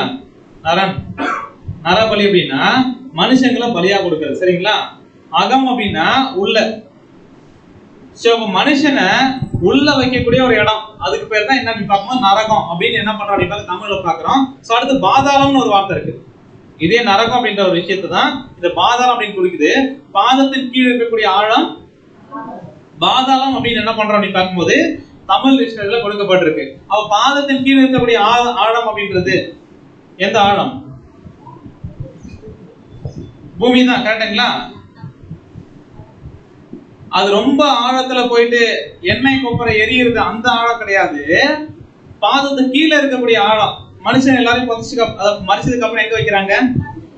மண்ணுக்குள்ளதான் வைக்கிறாங்க. அப்ப பாதாளம் அப்படின்னாலும் நரகம் அப்படின்னாலும் என்ன அர்த்தம் அப்படின்னு பார்க்கும்போது, மனுஷனை உள்ள வைக்கிற ஒரு இடம். சரிங்களா? மனுஷனை மூடி வைக்கிற ஒரு இடம். இதை நம்ம ஆங்கிலத்துல பார்க்கலாம் பாருங்க. நரகத்துக்கு ஆங்கில வார்த்தை என்னன்னு பார்த்தோம்னா ஹெல். அந்த ஹெல் அப்படின்னா அதுக்கான மீனிங் அர்த்தம் என்ன அப்படின்னு பார்க்கும்போது டு ஹைட் அப்படின்னு சொல்லலாம் ஆங்கிலத்துல. என்னன்னு பார்க்கும் மறைக்குதல் அப்படின்னு அர்த்தம் தமிழ்ல. அடுத்து இல்ல அப்படின்னா வேற எப்படி சொல்லலாம் அப்படின்னு பார்க்கும்போது டு கவர் அப்படின்னு சொல்லலாம். அப்படின்னா என்ன அர்த்தம் அப்படின்னு பார்க்க மூடி வைக்கிறது. சரிங்களா? சரி, என்ன பிரதர் நீங்க ஹைடு கவர் அப்படின்னா சொல்றீங்க, எனக்கு புரியல. புரியுற மாதிரி என்ன பண்ணுங்க, ஏதாவது சொல்லுங்க அப்படின்னா. ஹெல்மெட் அப்படின்னா என்ன தெரியுமா?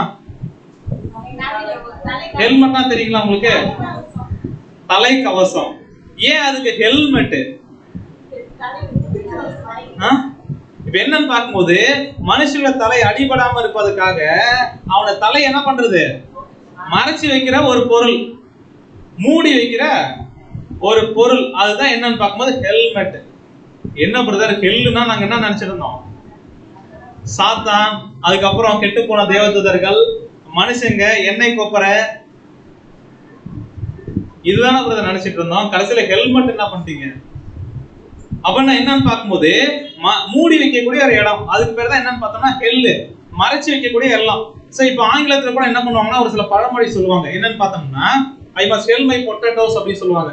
பொட்டேட்டோ அப்படின்னா உருளைக்கிழங்கு. சரிங்களா? அவங்க என்ன பண்ணுவாங்கன்னா நம்ம ஊர்ல எல்லாம் என்ன பண்ணுவோம் அப்படின்னு பார்க்கும்போது இப்போ மலாட்டை அப்படி சொன்னாதான் நம்ம ஏரியால தெரியும். வேர்க்கடலை, சரிங்களா? இப்ப அதெல்லாம் நம்ம என்ன பண்றோம்? பூமி கடியில புதைச்சு வைக்கிறோம். எதுக்காக? அதுக்கப்புறம் தான் முளைச்சு என்ன பண்ணோம்? அப்போ வேர்க்கடலை போயிட்டு நான் என்ன பண்றேன் அப்படின்னு பார்க்க விதைக்கிறேன்னு சொல்லுவோம் இல்லைங்களா? ஃபாரின்ல எல்லாம் என்ன பண்ணுவாங்க அப்படின்னு பார்த்தோம்னா உருளைக்கிழங்க பறிச்சு வைப்பாங்க. எதுக்கு அப்படின்னா பயிர் அப்படிதான் என்ன பண்ணுவாங்க, அறுவடை செய்வாங்க. அவங்க போயிட்டு நம்ம விதைக்கிறோம் சொல்றோம்ல, அதுக்கு என்ன பண்ணுவாங்கன்னா என்னுடைய உருளைக்கிழங்கு என்ன பண்ண போறேன் அப்படின்னு பார்க்கும்போது நான் என்ன பண்ண போறேன் அப்படின்னு பார்த்தோம்னா I must hell my potato அப்படின்னு என்ன பண்ணுவாங்க சொல்லுவாங்க. நான் என்னோட உருளைக்கிழங்கு என்ன பண்ணணும்?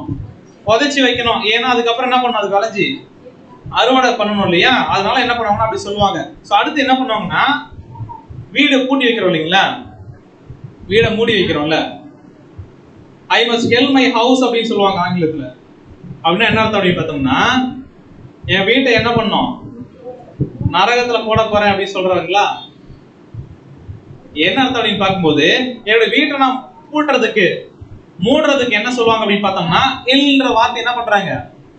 பயன்படுத்த. அப்படின்னா ஹெல் அப்படின்னா என்ன அர்த்தம் அப்படின்னு பார்க்கும்போது மூடி வைக்கிறது, புதைச்சு வைக்கிறது, மறைச்சு வைக்கிறது, சரிங்களா? அப்ப அதே வார்த்தை தான் இப்ப பைபிள்லயும் சொல்லப்பட்டிருக்கு. அப்படின்னா அதுக்கான அர்த்தம் எண்ணெய் கொப்பரை அதுல மனுஷங்க வெந்துகிட்டு இருக்கிறது அப்படின்னு இருக்குமா, இல்ல மறைச்சு வைக்கிறது மூடி வைக்கிறதுன்னு இருக்குமா?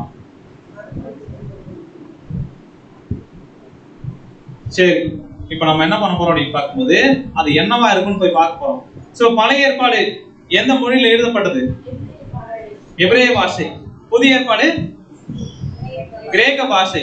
இப்ப என்ன பண்ண போறோம் அப்படின்னா பழைய ஏற்பாடு எழுதப்பட்ட எபிரேய பாஷையில நரகம்னா என்ன சொல்லப்பட்டிருக்கு, புதிய ஏற்பாட்டு பாஷை இருக்கு இல்லைங்களா எழுதப்பட்டது கிரேக்க பாஷை. இதுல இந்த நரகத்தை குறிச்சு என்னென்ன வார்த்தைகள்லாம் பயன்படுத்தப்பட்டிருக்கு நம்ம என்ன பண்ண போறோம்? போயிட்டு எல்லா பைபிளும் என்ன பண்ண போறோம்? ஆராய்ச்சி பண்ண போறோம், தேட போறோம், சரிங்களா? இப்ப தேடி என்ன பண்ண போறோம் அப்படின்னா இந்த நரகம் அப்படின்ற வார்த்தை என்னென்னலாம் அர்த்தப்படுத்துது அப்படின்றத படிச்சுட்டு அந்த நரகம்னா என்னென்ன என்ன பண்ண போறோம்? கண்டுபிடிக்க போறோம், சரிங்களா? போய் பார்க்கலாங்களா? நரகத்துக்கு போலாமா? சரி, போய் பார்க்கலாம். சோ என்ன அப்படின்னு பார்க்கும்போது இப்ப உதாரணத்துக்கு இது ஆங்கில மொழிபெயர்ப்புகள் இருக்கக்கூடிய பைபிள்ஸ். அதாவது தேவன் பழைய ஏற்பாடு எழுதுனது எந்த மொழியில அப்படின்னு பார்த்தோம்னா எபிரேய மொழியில, புதிய ஏற்பாடு கிரேக்க பாஷையில. அப்ப எழுதும் போது அந்த தோல் சுருள் இருக்கு இல்லைங்களா, அதுதான் ஒரிஜினலான பைபிள். அதை பார்த்து எல்லா மொழியிலும் என்ன பண்ணாங்க? மொழிபெயர்ப்பு செஞ்சாங்க இல்லைங்களா? அப்படியாக மொழிபெயர்க்கப்பட்ட ஆங்கில பைபிள்ஸ் இதெல்லாமே. இப்ப தமிழ்லயும் அதே மாதிரி ஆர்சி பைபிள் இருக்கா, அதுக்கப்புறம் நம்ம கையில் இருக்கிற பரிசுத்த வேதாகமம் இருக்குங்களா, இது இல்லாம ERV தமிழ் பைபிள் இருக்கு. சோ இந்த மாதிரி என்ன பண்றாங்க அப்படின்னு பார்க்கும்போது நிறைய மொழிபெயர்ப்புகள் என்ன பண்ணிருக்கிறாங்க, செஞ்சிருக்கிறாங்க. சோ ஒரு வார்த்தை வந்து ஒரிஜினலா எழுதப்பட்டிருக்கு அப்படின்னா அதை மொழிபெயர்க்கும் போது பல வகையில மொழிபெயர்க்கலாம். உதாரணத்துக்கு லைஃப் அப்படின்னு வச்சுக்கீங்களா, லைஃப் அப்படின்னா தமிழ்ல ஒரே ஒரு அர்த்தம் தான் குறிக்குமா? வாழ்க்கை அப்படின்ற ஒரு அர்த்தம். வேற என்ன லைஃப் நான் சொல்லலாம்? லைஃப்னா வாழ்க்கை தான். சரி, நான் சொல்லட்டுங்களா? இங்க பாருங்க, அந்த லைஃப் அப்படின்ற அந்த ஒரு வார்த்தை, ஆங்கில வார்த்தைய என்னென்னலாம் அது அர்த்தப்படுத்தும் அப்படின்னு பார்த்தோம்னா நம்முடைய வாழ்க்கையை அர்த்தப்படுத்தும், சரிங்களா? அடுத்து எவ்வளவு நாள் இந்த பூமியில வாழ போறோம், அந்த ஆயுட்காலம், கரெக்டுங்களா? அதுவும் லைஃப் தான். அடுத்தது லைஃப் அப்படின்னா ஜீவன் சொல்றோம்ல, உயிர், அதுக்கு பேர் என்னதான்? ஜீவன் சொல்லலாம், இல்ல உயிர்னு சொல்லலாம். அப்படின்னா ஒரு ஆங்கில வார்த்தைக்கு எத்தனை தமிழ் வார்த்தைகள் அர்த்தம் இருக்கு? இந்த மாதிரி ஒரு வார்த்தைக்கு இந்த 4 வார்த்தையும் போட்டு மொழிபெயர்க்கலாமா? அந்த மாதிரி என்ன பண்ணிருக்கிறாங்க அப்படின்னு பார்த்தோம்னா இந்த நரகம் படிக்கிறோம்ல, அப்போ ஒரிஜினலா போய் பார்க்கும்போது அங்க என்ன வார்த்தை பயன்படுத்தப்பட்டிருக்குன்னு பார்த்துட்டு அது என்ன அர்த்தத்தை கொடுக்குதுன்றதை நம்ம என்ன பண்ண போறோம்? படிக்க போறோம். சோ பழைய ஏற்பாட்டுல எப்படிலாம் இந்த ஒரு நரகம் அப்படின்ற ஒரு வார்த்தைக்கான ஒரிஜினல் வார்த்தை இருக்கு அப்படின்னு பார்த்தோம்னா ஷியோல் அப்படின்ற ஒரு வார்த்தை.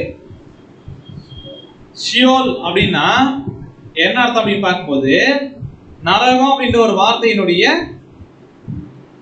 பழைய ஏற்பாட்டில் எழுதப்பட்ட எபிரேய பாஷையுடைய வார்த்தை எது? ஷியோல். சரிங்களா? அடுத்து இந்த புதிய ஏற்பாட்டில் கிரேக்க பாஷையில ஒரு வார்த்தை கிடையாது, 3 வார்த்தைகளை பயன்படுத்தி இருக்கிறாங்க. எதுக்கு? நரகம் அப்படின்ற ஒரு வார்த்தைக்கு நம்ம ஒரிஜினல் இருக்கக்கூடிய கிரேக்க பாஷையில் எழுதப்பட்ட அந்த மூலப்பெயர்ல போய் பார்த்தோம் அப்படின்னா 3 வார்த்தை என்ன பண்ணியிருக்கிறாங்க, பயன்படுத்தி இருக்கிறாங்க. அந்த 3 வார்த்தைக்குமே தமிழ்ல என்னதான் மொழிபெயர்த்து இருக்கிறாங்க அப்படின்னு பார்த்தோம்னா நரகம் நரகம் தான் என்ன பண்ணியிருக்கிறாங்க, மொழிபெயர்த்து இருக்கிறாங்க. அப்பனா பழைய ஏற்பாட்டுல ஷியோல் அப்படின்ற ஒரு வார்த்தையும் புதிய ஏற்பாட்டுல ஹேடஸ் அப்படின்ற ஒரு வார்த்தை இருக்கு இல்லைங்களா, இது ரெண்டுமே ஒரே அர்த்தம். இப்ப ஷியோல் அப்படின்னா எபிரேய பாஷை, அதே கிரேக்க பாஷையில சொல்லணும்னா என்ன சொல்லலாம், ஹேடஸ் சொல்லலாம். அடுத்து தாத்தருன்னு ஒரு வார்த்தை இருக்குது, கெஹன்னா அப்படின்ற ஒரு வார்த்தை இருக்குது. இதெல்லாம் பார்க்கும்போது எப்படி இருக்கு, எப்படி இருக்கு பிரதர்? வாயில என்ன பண்ணல, சரி, அதனால அந்த வார்த்தை வரணும்ன்ற அவசியம் இல்லை.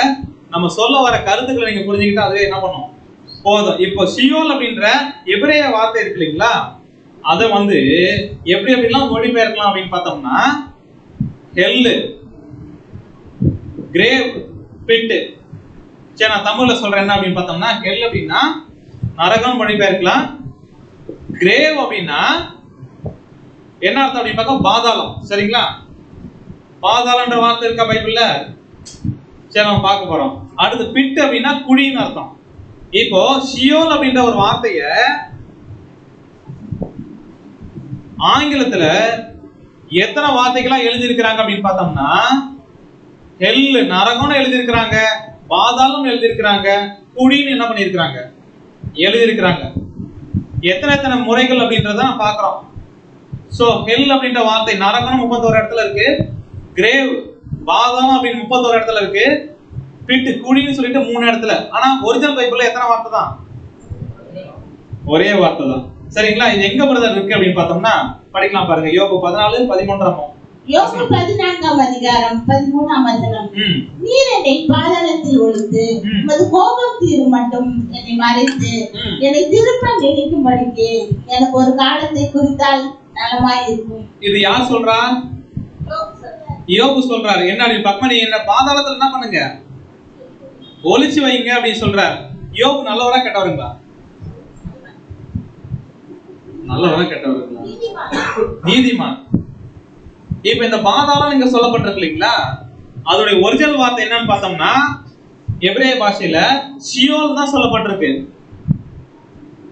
மொழிபெயர்க்கும் போது நரகம் சொல்லிருக்கலாம் இல்லையா, ஏன் இங்க பாதாளம் போட்டாங்க?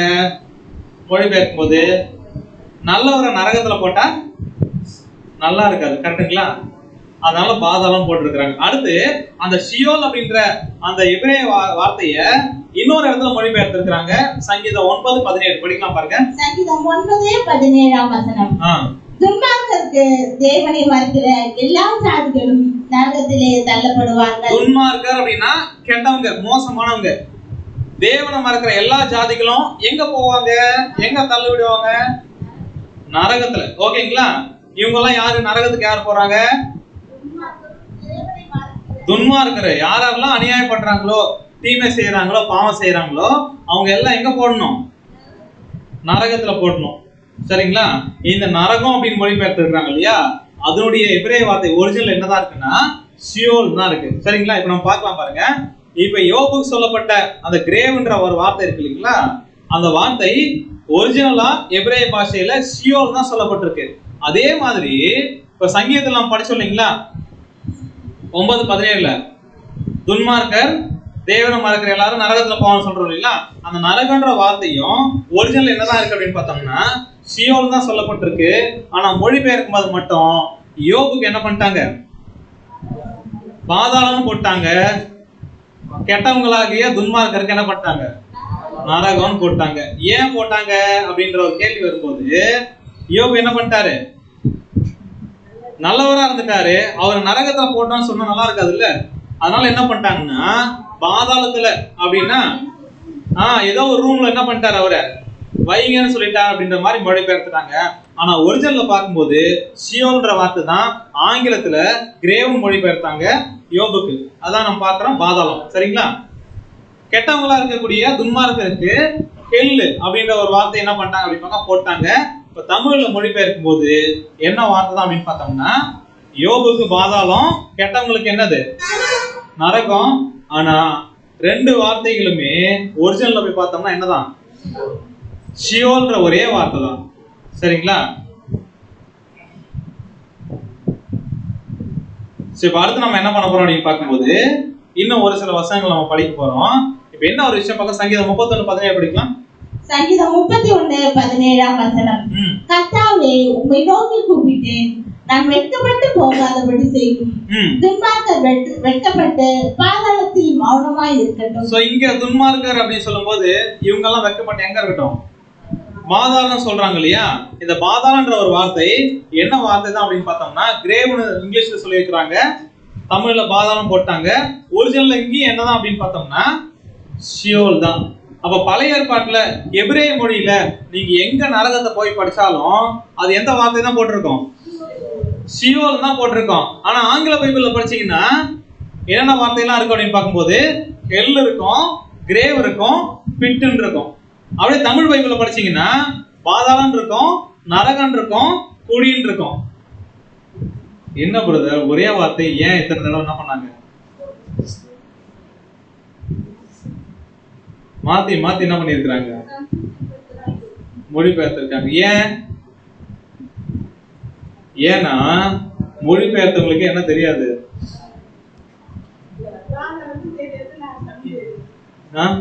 இன்னைக்கு நம்ம படிச்சுட்டு இருக்கோம்ல, இந்த விஷயங்கள் என்ன பண்ணாது?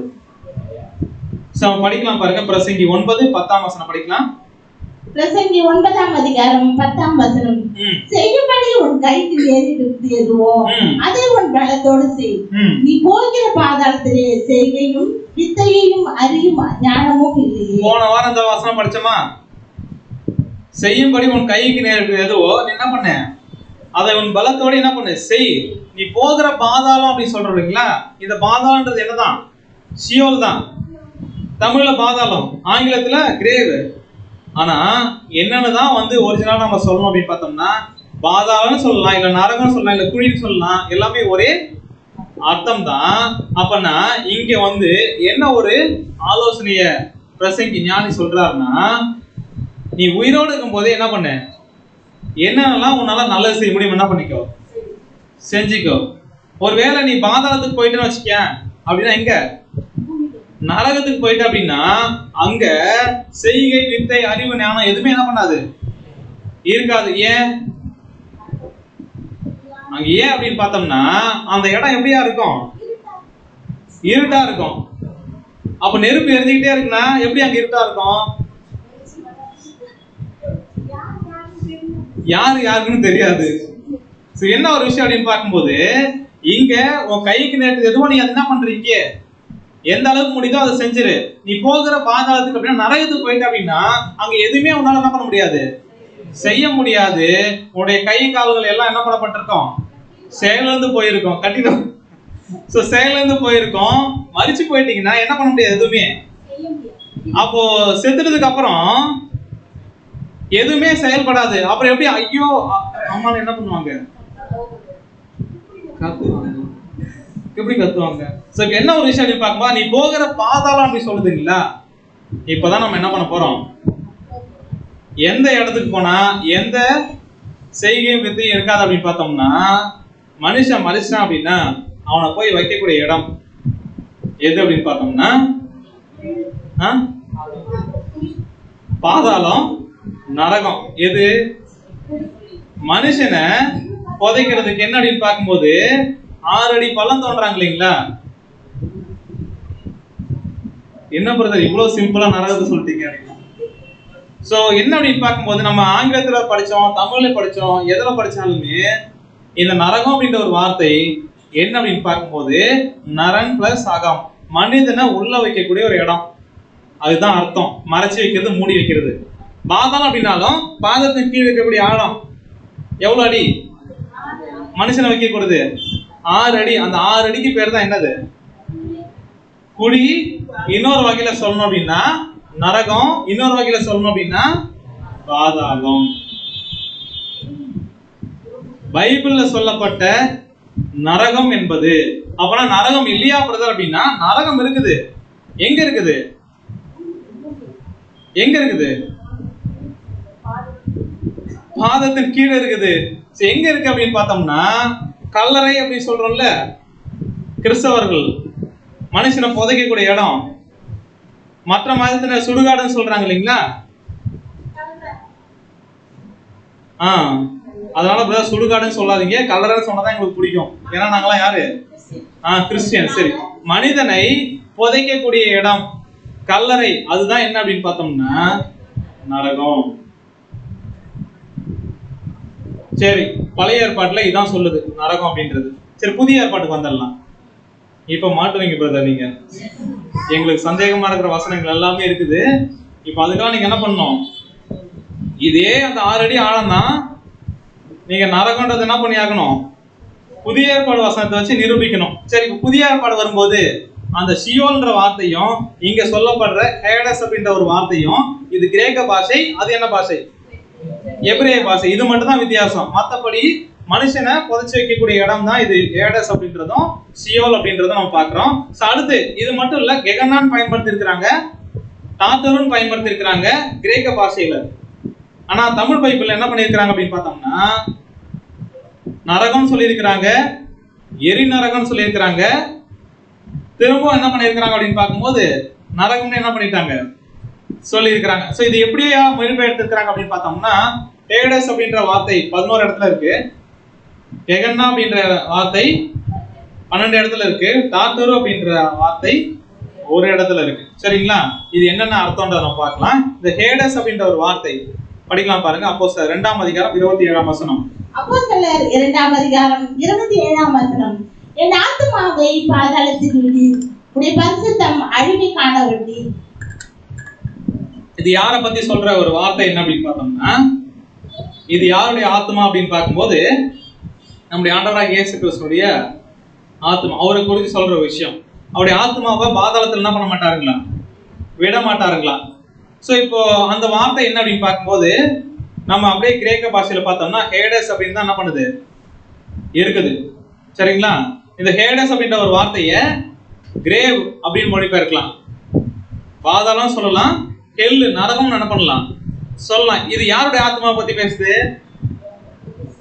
இயேசு கிறிஸ்துவை பத்தி பேசுது. அப்ப இயேசு கிறிஸ்துடைய ஆத்மா நரகத்துக்கு போயிடுச்சு அப்படின்னா நல்லா இருக்குமா? அப்ப இயேசு கிறிஸ்துக்கு சொல்லும் போது என்னதான் சொல்லணும்? பாதாளம் சொன்னாதான் கரெக்டா இருக்கும். என்ன பண்ணிட்டாங்க? கரெக்டா பாதாளம் என்ன பண்ணிட்டாங்க போட்டாங்க. ஹேடஸ் அப்படின்னா ஹெல்லுன்னு மொழிபெயர்க்கலாம், பாதாளம் மொழிபெயர்க்கலாம், குழின்னு என்ன பண்ணலாம் மொழிபெயர்க்கலாம். அப்ப இயேசு கிறிஸ்துவை பத்தி சொல்லும் போது நரகம் என்ன பண்ண முடியாது, சொல்ல முடியாது. அதனால பாதாளம் அப்படின்னு என்ன பண்ணியாச்சு அப்படின்னு பார்க்கும்போது நீங்க சொல்லியாச்சு. சரி, அடுத்தது ஒரு உதாரணம் என்னன்னு பார்க்கும்போது மத்தேயு 11:23ஆம் அதிகாரம் வசனம் படிக்கலாம். மத்தேயு 11ஆம் அதிகாரம் 23ஆம் வசனம். வானபரியந்தம் உயர்த்தப்பட்ட கப்பர்நகூமே, நீ பாதாள பரியந்தம் தாழ்த்தப்படுவாய். சோ இப்போ என்ன அப்படின்னு பார்க்கும்போது இந்த கப்பர்நகூம் பட்டணத்தை பத்தி நம்முடைய ஆண்டவர் அதுக்கு விரோதமா சொன்ன தீர்க்கதரிசனம் இது. இந்த அளவுக்கு உயர்த்தப்பட்டிருக்கிற கப்பர்நகூமே நீ என்ன பண்ணுவ? பாதாள பரியந்தம். அப்படியே ஆங்கிலத்தில் படிச்சோம் அப்படின்னா shall be brought down to hell. இப்ப இந்த பட்டணத்தை என்ன பண்றார் நம்முடைய ஆண்டவர்? நரகத்துல போட்டார். கரெக்ட்டுங்களா? கரெக்டா? இப்ப தமிழ் எப்படி இருக்கு? வான பரியந்தம் உயர்த்தப்பட்ட கப்பர்நகூமே நீ என்ன பண்ணுவ? பாதாள பரியந்தம் தாழ்த்தப்படுவ. அப்படின்னா நீ எங்க வரைக்கும் போயிடுவ? பாதாளத்துக்கு போயிடுவ. ஆங்கிலத்தை படிக்கும்போது ஹெல்லுன்னு தான் இருக்கும். ஒரிஜினலா கிரேக்க வார்த்தை பார்த்தீங்கன்னா என்ன இருக்கும் அப்படின்னு பார்க்கும்போது ஹேடஸ் தான் இருக்கும். அப்பனா ஹெல் அப்படின்ற வார்த்தையை என்னன்னு மொழிபெயர்த்திருக்கணும் தமிழ்ல? நரகம் தான் மொழிபெயர்த்திருக்கணும். ஏன் இங்க பாதாளம் போட்டாங்க? ஏன்னா பிரதர், கப்பர்நகூம் அப்படின்றது ஒரு ஊர்.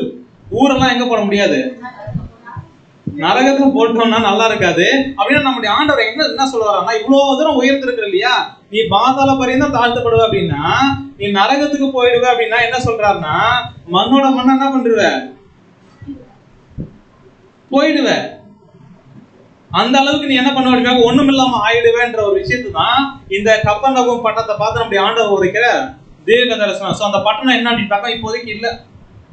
நம்முடைய ஆண்டவர் வாழ்ந்த காலத்துல ரொம்ப பெருசா இருந்துச்சு. இப்ப அந்த பட்டணம் எங்க போயிடுச்சு? நரகத்துக்கு போயிடுச்சு. சரிங்களா? எங்க போயிடுச்சு? பாதாளத்துக்குன்னா அது என்ன ஆயிடுச்சு? மண்ணோட மண்ணா போயிடுச்சு. சோ இதுதான் என்ன அப்படின்னு பார்க்கும்போது ஹேடஸ் அப்படின்ற ஒரு வார்த்தை தமிழ்ல நரகம் போட்டிருக்கு. அந்த நரகம் அப்படின்னா இதுவும் பாதத்தின் கீழ் இருக்கக்கூடிய ஒரு ஆழம், மனுஷனை புதைக்கக்கூடிய ஒரு ஆழம். அதுதான் என்னன்னு பார்க்கும்போது நரகம் அப்படின்னு என்ன பண்ண சொல்லப்பட்டிருக்கு.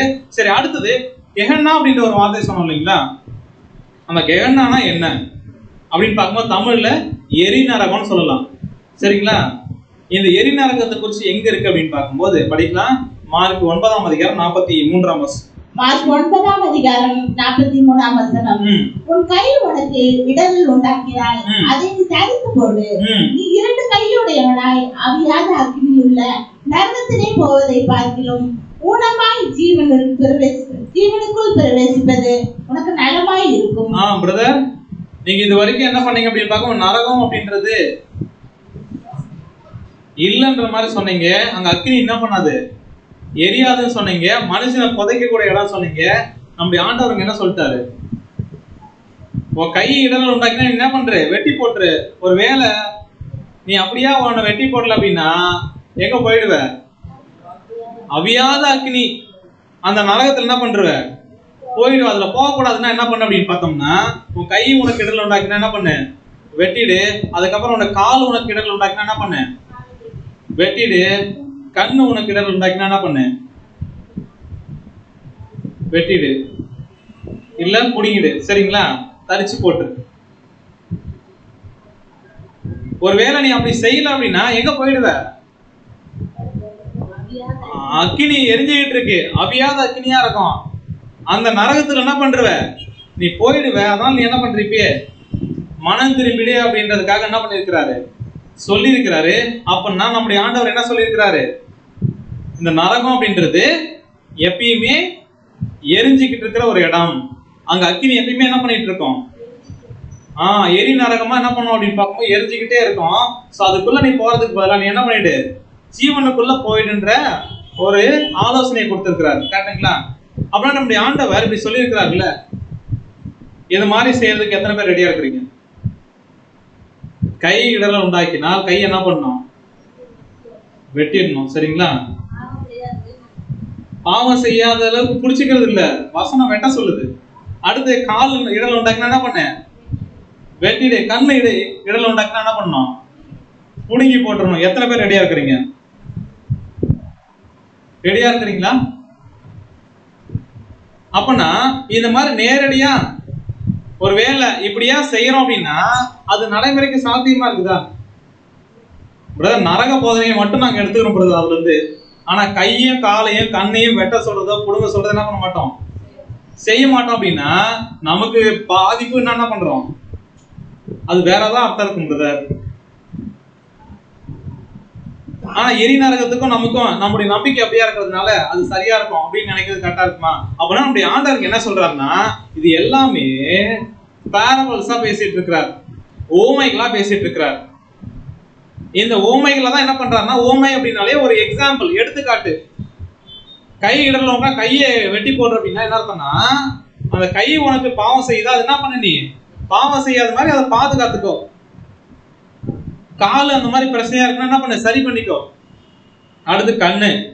அடுத்து இன்னொரு வகையில் என்ன சொல்றா அப்படின்னு பார்த்தோம்னா படிக்கலாம் பாருங்க. மார்க் 9ஆம் அதிகாரம் 42ஆம் வசனம். மார்க் 9ஆம் அதிகாரம் 42ஆம் வசனம். என்னிடத்தில் விசுவாசமா இருக்கிற இந்த சிறியரில் ஒருவருக்கு இடரல் உண்டாக்குகிறவன் எவனோ அவருடைய கழுத்தில் எந்திர கல்லை கட்டி சமுத்திரத்தில் அவனை தள்ளி போடுகிறது அவனுக்கு நலமாய் இருக்கும். சோ என்ன அர்த்தம் அப்படின்னு பார்க்கும்போது, ஒருவேளை இந்த சிறியில் ஒருத்தவங்க இடரல் உண்டாக்குறாங்க அப்படின்னா அவங்க என்ன பண்ணுமா? கழுத்துல எந்திர கல்லை கட்டி சமுத்திரத்தின் ஆழத்துல என்ன பண்ணணும்? தள்ளி போடணும். அப்படின்னா என்ன அர்த்தம் அப்படின்னு பார்க்கும்போது, இந்த கை பிரச்சனையா இருக்கும், கால் பிரச்சனையா இருக்கும், கண்ணு பிரச்சனையா இருக்கும் சொல்றாரு இல்லைங்களா? இதெல்லாம் என்ன சொல்றாருன்னா, ஒருத்தவங்க தேவனுக்காக சத்தியத்துக்காக வசனத்துக்காக வாழணும்னு வந்துட்டாங்கன்னு வச்சுக்கீங்களேன், அவங்களுக்கு கை மாதிரி ஒரு சிலவங்க பிரச்சனையா இருப்பாங்க. ஒரு சிலவங்க என்ன பண்ணுவாங்க? கால் மாதிரி பிரச்சனையா இருப்பாங்க. ஒரு சிலவங்க பிரதர் என்னுடைய 2 கண்ணு இருக்கு இல்லைங்களா, அது யார் தெரியுமா? எனக்கு ரொம்ப பிடிச்சவங்க பிரதர். எங்க வீட்டுல பிள்ளைங்க, கணவன், அதுக்கப்புறம் என்னுடைய சொந்தக்காரங்க. சோ என்ன அப்படின்னு பார்க்கும்போது இந்த மாதிரி இருக்கிறாங்க இல்லைங்களா? ஒருவேளை சத்தியங்கள் நடக்காதபடிக்கு ஒருவேளை தடையா இருக்கிறாங்க அப்படின்னா அப்படிப்பட்ட ஒரு விஷயம் தான் என்ன பண்ணுது, இடரல் உண்டாக்குறத பத்தி பேசுது. அப்படின்னா அப்படிப்பட்டவங்க இருக்கிறாங்க அப்படின்னா என்ன பண்ணணும், அவங்கள கட் பண்ணணும். பிரதர் இவங்களால என்ன பண்ண முடியாது, என் வாழ்க்கையில இவங்களால கட் பண்ணவே முடியாது அப்படின்னா என்ன பண்ண முடியாது, சத்தியத்துக்காக வாழ முடியாது, ஆண்டவருடைய பின்பற்றி என்ன பண்ண முடியாது, நடக்க முடியாது. ஒரு வேளை இந்த மாதிரி இருக்கிறாங்க அப்படின்னா அவங்க என்ன பண்ணணும், அப்படிப்பட்டவங்கள கட் பண்றதுக்கு உதாரணமா தான் கை காலு கண் என்ன பண்ணிருக்கிறாரு, சொல்லி இருக்கிறாரு. மற்றபடி நாம நினைக்கிற நம்முடைய கை காலு கண்ணு அப்படின்னா இது நம்ம என்ன பண்ண மாட்டோம், வெட்டி போட சொல்ல நம்முடைய ஆண்டவர் நமக்கு என்ன பண்ணல, கேட்கல. சோ அப்படியா பார்க்கும்போது அந்த வார்த்தை என்னன்னு கெகன்னா அப்படின்ற ஒரு வார்த்தை, இந்த கெகன்னா அப்படின்ற ஒரு வார்த்தை எங்க இருந்து வந்தது அப்படின்னு பார்க்கும்போது எரிநரகம் அப்படின்ற ஒரு விஷயம் என்ன அர்த்தம் அப்படின்னு பார்த்தோம்னா, இஸ்ரேல் தேசத்துல அதுவும் அந்த எருசலேம் இருக்கு இல்லைங்களா, அதுக்கு நிறைய வாசல் இருந்துச்சு. அதுல ஒரு வாசல் என்ன அப்படின்னு பார்க்கும்போது குப்பை மேட்டு வாசல். அந்த குப்பை மேட்டு வாசல் அப்படின்றது என்னன்னு பார்த்தோம்னா, இந்த ஊர்ல இருக்கக்கூடிய குப்பையெல்லாம் என்ன பண்ணுவாங்க, எடுத்துட்டு கொண்டு போயிட்டு புறம்பே என்ன பண்ணுவாங்கன்னா கொட்டுவாங்க. அங்க என்ன பண்ணுவாங்க அப்படின்னு பார்க்கும்போது, நீ எரி நரகத்துக்கு போயிடுவேன்னு சொல்றாரு இல்லையா, ஒருவேளை சரியான ஒரு வாழ்க்கை வாழல, நீ தவறு செய்யற, இல்ல நீ ஆண்டவருக்கு பிரியமா வாழல அப்படின்னா எங்க போயிடுவேன்னு சொல்றாருன்னா, இந்த தவறு செய்யறவங்களுக்கு என்ன பண்ணுவாங்க தெரியுங்களா, கல் எறிஞ்சு கொல்லுவாங்க. அதுக்கப்புறம் என்ன பண்ணுவாங்க, மரண தண்டனை கொடுப்பாங்க. அப்படிப்பட்ட உடல்களை என்ன பண்ண மாட்டாங்க அப்படின்னு பார்த்தோம்னா புதைக்கலாம் மாட்டாங்க, நல்ல அடக்கம் என்ன பண்ண மாட்டாங்க, செய்ய மாட்டாங்க. கொண்டு போய் எங்க போட்டுருவாங்க, இந்த குப்பை மேட்டு வாசல்ல குப்பைகள்லாம் எரிஞ்சிட்டு இருக்கோம் இல்லைங்களா, அங்க அக்கினி அவியாது புழு சாகாதுன்னு சொல்றாங்க இல்லையா. இப்ப அந்த வசனத்துக்கான விளக்கத்தை நம்ம பார்த்துட்டு இருக்கிறோம். சோ இந்த மாதிரி இருக்கிறவங்க அப்படின்னு சொல்லும் போது எங்க போயிடுவாங்கன்னா, அந்த மாதிரி அக்கினி எரியிற இடத்துக்கு, புழு சாகாத இடத்துக்கு போயிடுவாங்க. அப்படின்னா இந்த குப்பை மேட்டு வாசல்ல எப்பயுமே என்ன பண்ணுவாங்க, நெருப்பு எரிஞ்சுக்கிட்டே இருக்கு. ஏன்னா குப்பையை என்ன பண்ணுவாங்க, எரிச்சிட்டு இருப்பாங்க. அதுவும் என்ன பண்ணாது அப்படின்னு பார்க்கும்போது நல்லாலாம் எரியாது, கழிஞ்சு கழிஞ்சு என்ன பண்ணும். இப்ப டெட் பாடி கொண்டு போய் அங்க போடுறாங்க அப்படின்னா நல்லா எரியுமா, ஒரு பாதி எரிஞ்சு பாதி எரியாம கிடக்கும். அந்த உடம்புல என்ன வரும், புழு வரும். என்ன ஒரு விஷயம் அப்படின்னு பார்க்கும்போது, ஏன் அங்க அக்கினி அவியாது புழு சாகாது அப்படின்னா, இந்த கெகன்னா அப்படின்னா எரி நரகம், அது எதை குறிக்கிறதா இருக்கு அப்படின்னு பார்க்கும்போது, அங்க இருந்த குப்பை மேட்டு வாசல். இங்க போயிட்டு இப்படி ஒரு மரணம் நீ அடையறதுக்கு பதிலா நல்லவனா என்ன பண்ற, வாழ்ந்துருன்ற உதாரணத்துக்காக தான், ஒரு ஊமை தான், ஒரு எக்ஸாம்பிளுக்காக தான் நம்முடைய ஆண்டவர் என்ன பண்ணிருக்கிறாங்க, பேசியிருக்கிறாரு. சோ அடுத்தது இந்த கெகன்னாவுக்கு அப்புறமா தாத்தூர் அப்படின்ற ஒரு வார்த்தை, இதுவும் என்ன பண்ணிருக்கிறாங்கன்னா நரகம் தான் சொல்லியிருக்கிறாங்க.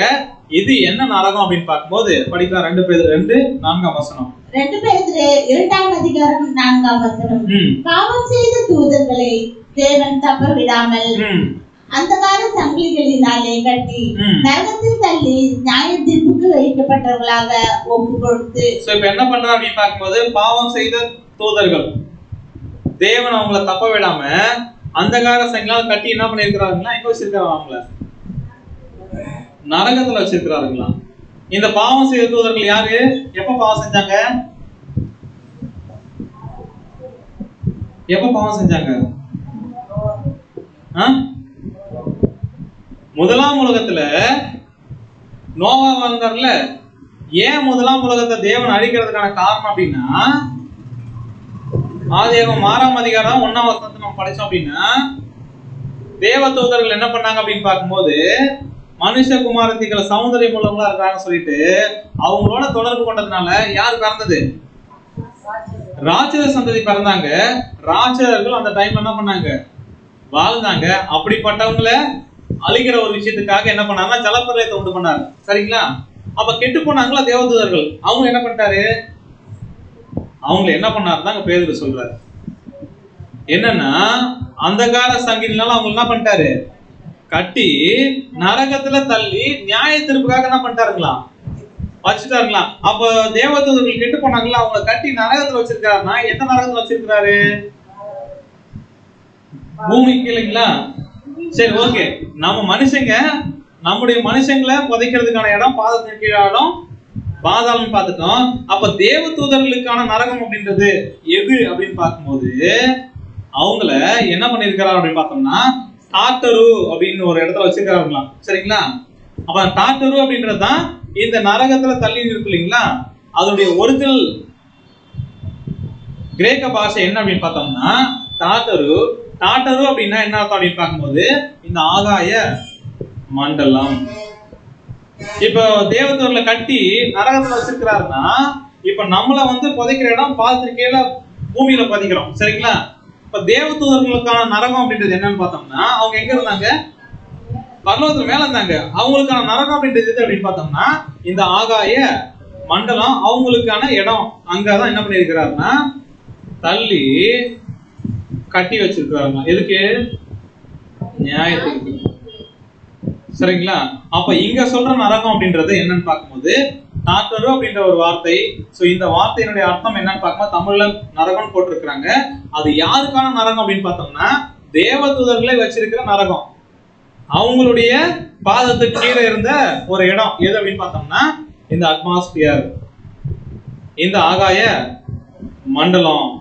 அதான் பவுல் சொல்றாரு இல்லைங்களா, ஏனெனில் நமக்கு யாரெல்லாம் போராட்டம் உண்டு, மாம்சத்தோடும் ரத்தத்தோடும் மாத்திரம் கிடையாது, அந்தகார லோகாதிபதி வானமண்டலத்துல கொல்லாத ஆவிகளுடைய சேனையோட நம்ம போராட்டம் இருக்கு. அப்படின்னா இந்த கொல்லாத ஆவிகளுடைய சேனை கெட்டு போன தேவத்துல கூட்டம் எங்க இருக்கு? வானமண்டலத்துல இருக்குது. அங்கதான் என்ன பண்ணிருக்கிறாரு? கட்டி வச்சிருக்கிறாரு. இப்ப சாத்தான எங்க இருந்தா கிரியை செஞ்சுட்டு இருக்கான்? அங்க இருந்துதான்.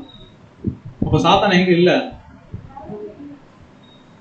பூமியின் கீழ் ஆழத்துல, ஒருவேளை அந்த பாதாளத்துல ரொம்ப ஆழத்துல இருக்கிறார் அப்படின்னா இப்ப பூமியில எல்லாருக்கிட்டையும் கிரியை செஞ்சுட்டு இருந்தது யாரு? இது வேற சாத்தானா இருக்கும் பிரதர். என்ன அர்த்தம் அப்படின்னு பார்க்கும்போது இந்த நரகம் அப்படின்ற ஒரு விஷயம் பைபிள்ல சொல்லப்பட்டிருக்கு, வார்த்தைகள் இருக்குது. அது எல்லாமே நாம நினைச்சிட்டு இருந்த, ஒருவேளை இது வரைக்கும் நம்பிக்கிட்டு இருந்த அந்த எண்ணெய் கொப்பரை அதுல மனுஷங்களை போட்டு வறுக்கிற அந்த ஒரு இடம் கிடையாது. மாறாக மனுஷன் என்ன பண்ற இடம்? புதைக்கக்கூடிய இடம், மூடி வைக்கக்கூடிய இடம், மறைச்சு வைக்கக்கூடிய இடம். சரி, ஒருவேளை அப்படியே நம்ம நம்பிக்கையின் பிரகாரம் பாவம் செஞ்சவங்க எங்க போறாங்க? இல்ல, பழைய நம்பிக்கை அடிப்படையில சொல்லலாம். என்னன்னு பார்க்க நரகத்துக்கு போறாங்க, பூமி கீழே போயிட்டாங்க. நல்லது செஞ்சவங்க எங்க போவாங்க? பரலோகத்துக்கு போறாங்க. சரிங்களா? இந்த மாதிரி இப்பவே அப்படி பாவம் செஞ்சவங்களும் நரகத்துக்கும், நன்மை செஞ்சவங்களும் பரலோகத்துக்கும் போயிட்டாங்கன்னு வச்சுக்கீங்களேன். நம்முடைய ஆண்டவராக இயேசு கிறிஸ்து என்ன பண்ண போறாருன்னா 2ஆம் வருகையில என்ன பண்ண போறாரு? வர போறாரு இல்லையா? வந்து இங்க யார் நியாயம் தீர்க்க போறாரு? ஏன்னா ஏற்கனவே என்ன ஆயிடுச்சு? பாவம் செஞ்சவங்களும் நரகத்துக்கு போயிட்டாங்க, நல்லது செஞ்சவங்க போயிட்டாங்க பரலோகத்துக்கு போயிட்டாங்க. பூமிக்கு வந்து யாரை நியாயம் விசாரிக்க போறாரு? யாரை நியாயம் தீர்க்க போறாரு? படிக்கலாம் பாருங்க. அப்போஸ்தலர் 17ஆம் அதிகாரம் 31ஆம் வசனம். அப்போஸ்தலர் 17ஆம் அதிகாரம் 31ஆம் வசனம். மேலும் ஒரு நாளைக்கு குறித்திருக்கிறார், அதிலே அவர் தாம் நியமித்த மனுஷனை கொண்டு பூலோகத்தை நீதியாய் நியாயம் தீர்ப்பார். அந்த மனுஷனை மரித்தோரிலிருந்து எழுப்பினதினாலே அது நிச்சயத்தை எல்லாருக்கும் விளங்க பண்ணினார் என்றார். மரித்தோர்ல இருந்து எழுப்பினது யார் அப்படின்னு பார்த்தா நம்முடைய ஆண்டவராகிய இயேசு கிறிஸ்து. அவரை வச்சுதான் இந்த பூமி என்ன பண்ண போறாரு? நியாயம் தீர்க்க போறாரு. ஒரு நாள் அப்படின்றது என்னன்னு பார்த்தா அவருடைய 1000 வருட அரசாட்சி எங்க பண்ண போறாருன்னா இந்த பூமியில என்ன பண்ண போறாரு? செய்ய போறாரு. அப்பதான் நியாயம் தீர்க்க போறாரு. அப்படின்னா ஏற்கனவே நியாய தீர்ப்புலாம் நடந்துடுச்சு அப்படின்றது சரியா இருக்குமா அப்படின்னு பார்த்தோம்னா சரியா இருக்காது. அப்ப என்ன பண்ண போறாங்க அப்படின்னு பார்க்கும்போது அவருடைய ராஜ்யத்துல எல்லாரும் உயிர் வந்து வர போறாங்க. அங்க என்ன பண்ண போறாங்க அப்படின்னு பார்க்கும்போது உயிர் தெளிப்பானதுக்கு அப்புறமா அவங்க ஒரு சில கிரியைகள் என்ன பண்ணி ஆகணும்? வெளிப்படுத்தணும். அந்த கிரியைகளுக்கு ஏற்ற மாதிரி தான் அவங்களுக்கு பலன். எப்போ அப்படின்னு பார்க்க ஒரு ராஜ்யத்துலதான், அவர் ராஜாவை வந்து இந்த பூமியை ஆளுகை செய்யும் போதுதான். படிக்கலாம் பாருங்க. 2 கொரிந்தியர் 5ஆம் அதிகாரம் 10ஆம் வசனம்.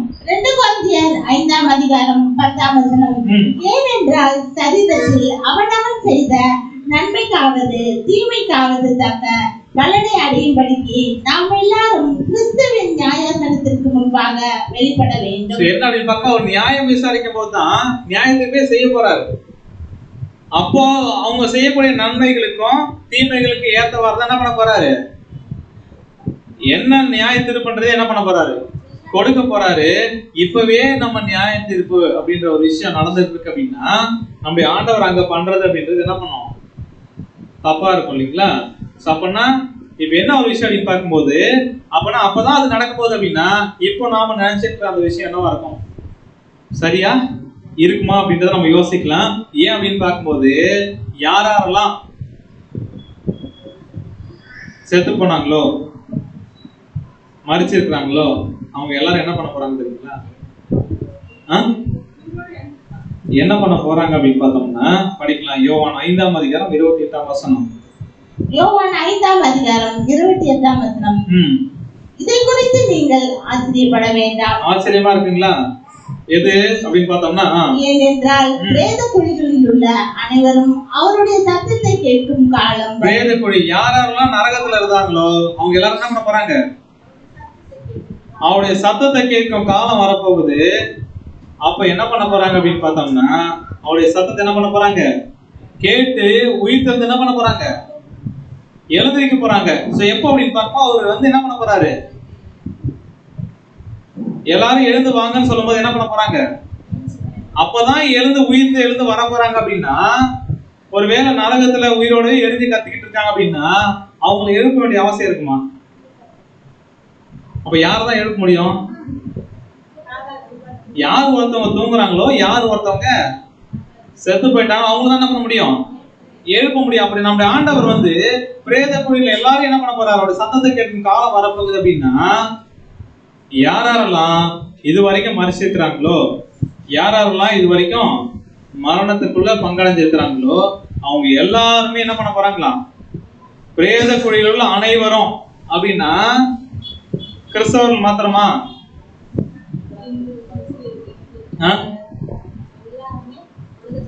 அனைவரும். அப்படின்னா யாரெல்லாம் ஆதாமுக்குள்ள மறிச்சிருக்கிறாங்களோ அவங்க எல்லாரும் என்ன பண்ண போறாங்க, உயிர் தெழுந்து வர போறாங்க. அவங்க எல்லாரும் கிறிஸ்துவின் சத்தத்தை கேட்க போறாங்க. அதுக்கப்புறமா தான் அவங்களுக்கு சத்தியத்தை கொடுத்து நியாய தீர்ப்பு அப்படின்ற ஒரு விஷயமே அவங்க செய்யக்கூடிய நன்மைகளுக்கும் தீமைகளுக்கும் ஏற்ற வகையில எப்பதான் நடக்க போகுதுன்னா கிறிஸ்துவிய ராஜ்யத்தை தான் நடக்க போகுது. மாறாக இப்பவே மறிச்சவங்க பாவம் செய்யறவங்க நரகத்துக்கும், நன்மை செஞ்சவங்களாம் பரலோகத்துக்கும் ஒருவேளை இப்படி நம்பிக்கிட்டு இருக்கோம் அப்படின்னா நம்முடைய ஆண்டவர் இந்த பூமிக்கு வர வேண்டியதுடைய அவசியம் என்ன அப்படின்ற ஒரு கேள்வி நமக்கு என்ன பண்ணுது, வருது இல்லைங்களா? சோ அப்படியா பார்க்கும்போது பிரேத குழியில் உள்ள அனைவரும் அப்படின்னா நரகத்துல இருக்கிற எல்லாரும், சரிங்களா, யாருடைய சத்தம் கேட்க போறாங்க, ஆண்டோடைய சத்தத்தை கேட்க போறாங்க. அப்படின்னா எந்த நரகம் அப்படின்னு பார்க்கும்போது கல்லறையில இருக்கக்கூடிய எல்லாரும், சுடுகாட்டுல இருக்கக்கூடிய எல்லாரும் என்ன பண்ண போறாங்க, அவருடைய சத்தத்தை கேட்டு உயிர் தந்து வர போறாங்க. அப்ப பாவத்தினுடைய சம்பளம் மரணம்.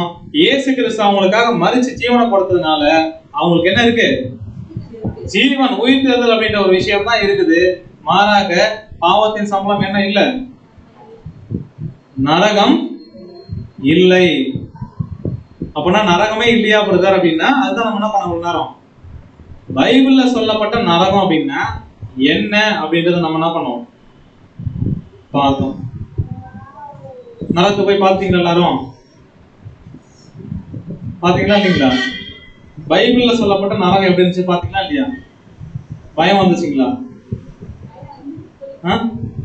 என்ன அர்த்தம் அப்படின்னு பார்க்கும்போது வேத வசனம் சொல்லக்கூடிய நரகம் அப்படின்றது அந்த ஒரு போதனை அப்படின்றது இதுதான் அப்படின்றத நம்ம என்ன பண்ணோம் பார்த்தோம். பொறுமையோட கேட்டவங்களை தேவன் தாமே ஆசீர்வதிப்பார்கள்.